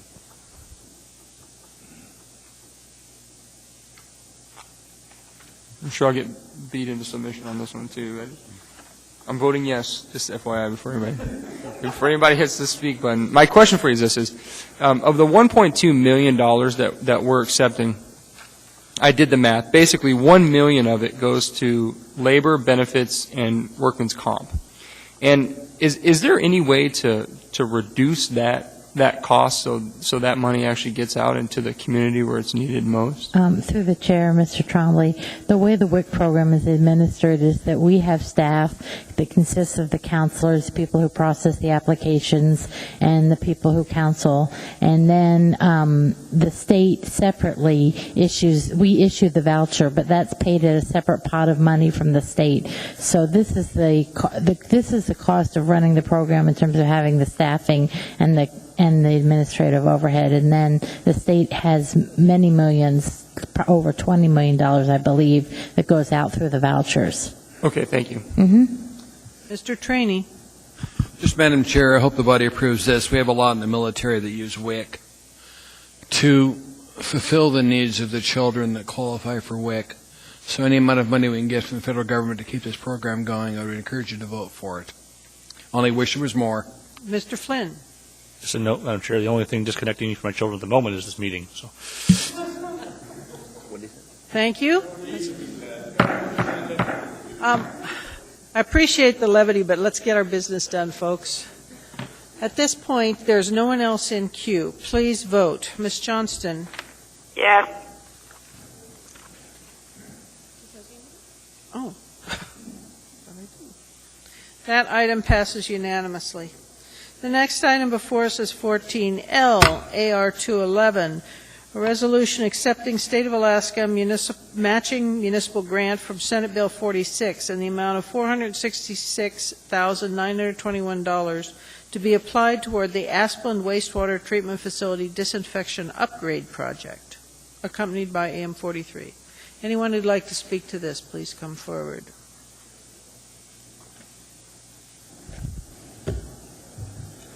Thank you. This will be my final comment. I'll be leaving. Paul D. Kendall, and I want to read you a paragraph here from the Defense Intelligence Agency on energies and unclassified, and it goes to this matter. Low-energy nuclear reaction, which is what they're calling this new device that's going into production in November in a 1-megawatt unit. LENR could also have medical applications for disease treatment, pacemakers, or other equipment. Because nuclear fusion releases 10 million times more energy per unit mass than does liquid transportation fuel, oil, ladies and gentlemen, the military potential of such high energy density power sources is enormous. And since the U.S. military is the largest user of liquid fuel for transportation, LENR Power Source could produce the greatest transformation of the battlefield for U.S. forces since the transition of horsepower to gasoline power. So when you look at the magnitude of such comments by the leader of the most modern army in the world, and believe me, these people are very cautious, the words they use. When I look at AWWU tonight, they're putting, for example, the residential unit, they're putting in 800 watts with hydrogen, nickel, and palladium, and they're getting out 10 kW. I think that's about 8 light bulbs in, 100 out. But they're seeing things they've never seen done before. Your water department, ladies and gentlemen, just might be, I'd allow them to have deuterium and some of the greater things. They might have a greater role to play than we realize. It's all moving around energy. It's all going to be an unpredictable, wondrous new moment, we think, to be able to jump into it if we don't go to a chaotic state. So I use this moment here, not so much for the diseases, but to show you that everything you do now is going to have to be, I think, evaluated smartly and in an open society so we can push back so you can be better leaders. And thank you so much. I know you've accommodated me, allowed me latitude, and all of you, and I thank you for that tonight. And I'll get out of here. Thanks again. Anyone else would like to testify on this? Hearing and seeing no one, public hearing is closed. Move to approve. Second. Any discussion? Mr. Starr. Mr. Voss, does this upgrade us to the same ultraviolet system that Eagle River Waste Treatment Plant has, or what does this actually do? Yes. Thank you very much. Through the chair. Mr. Starr, it upgrades us to a different type of technology. It's using liquid hypochlorite bleach, if you will, concentrated, so that we can eliminate the use of chlorine gas, otherwise known as mustard gas, from the main plant. Is this the last one of our upgrades to get rid of that chlorinated? This will take care of all chlorine gas except for the use that we have at Girdwood right now, and if we expand our wastewater plant at Girdwood, we'll take care of it there. Will you do that? Because I think it's a great upgrade and worker benefits and cost long run. This is an awesome one to go. And Eagle River itself the river shed is healthier for it, I suspect too. So good effort in getting a grant, and hopefully your workers acknowledge it as well too. Gets them out of that risk of the chlorine gas. So good for you. But let's get Girdwood done. Through the chair, yes, and that is the plan. Even if you don't do an upgrade, could you do it, or would it be tough technology to implement? It is part of our plan as part of the implementation. We're in phase one of the design right now for the Girdwood plant, and we're planning to do a construction on that next year. Good. So we'll keep working on it. Thanks. It's a great technology. Thank you. Anyone else would like to testify at this point? Hearing and seeing no one else, public hearing is closed. Move to approve. Second. Is there any discussion? Hearing and seeing none, please vote. Ms. Johnston? Yes.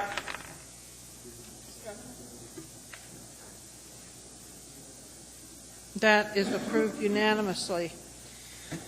With that, is anyone in the room who'd like to speak to us on an item that's... We're going to do item 14 now. You got one more. Oh, boy, I'm sorry. 14 mm. I apologize. I guess I'm in a hurry to get home, too. We're at 14M. This is AR 217, a resolution appropriating $116,000 from the retirement Waive reading. participation. This is basically for the Reeve Boulevard remediation. Anyone who'd like to speak to this matter, please come forward. Hearing and seeing no one, public hearing is closed. Move to approve. Second. Is there discussion? Seeing none, please vote. Ms. Johnston? Yep. That item passes unanimously. All right, we are now at the point of audience participation. Is there anyone who'd like to speak to us? Hearing and seeing no one, are there any assembly comments? We got it here before 9 o'clock. Hearing and seeing no one. a Move to motion- adjourn. Thank you. We are adjourned. Night all. Goodbye.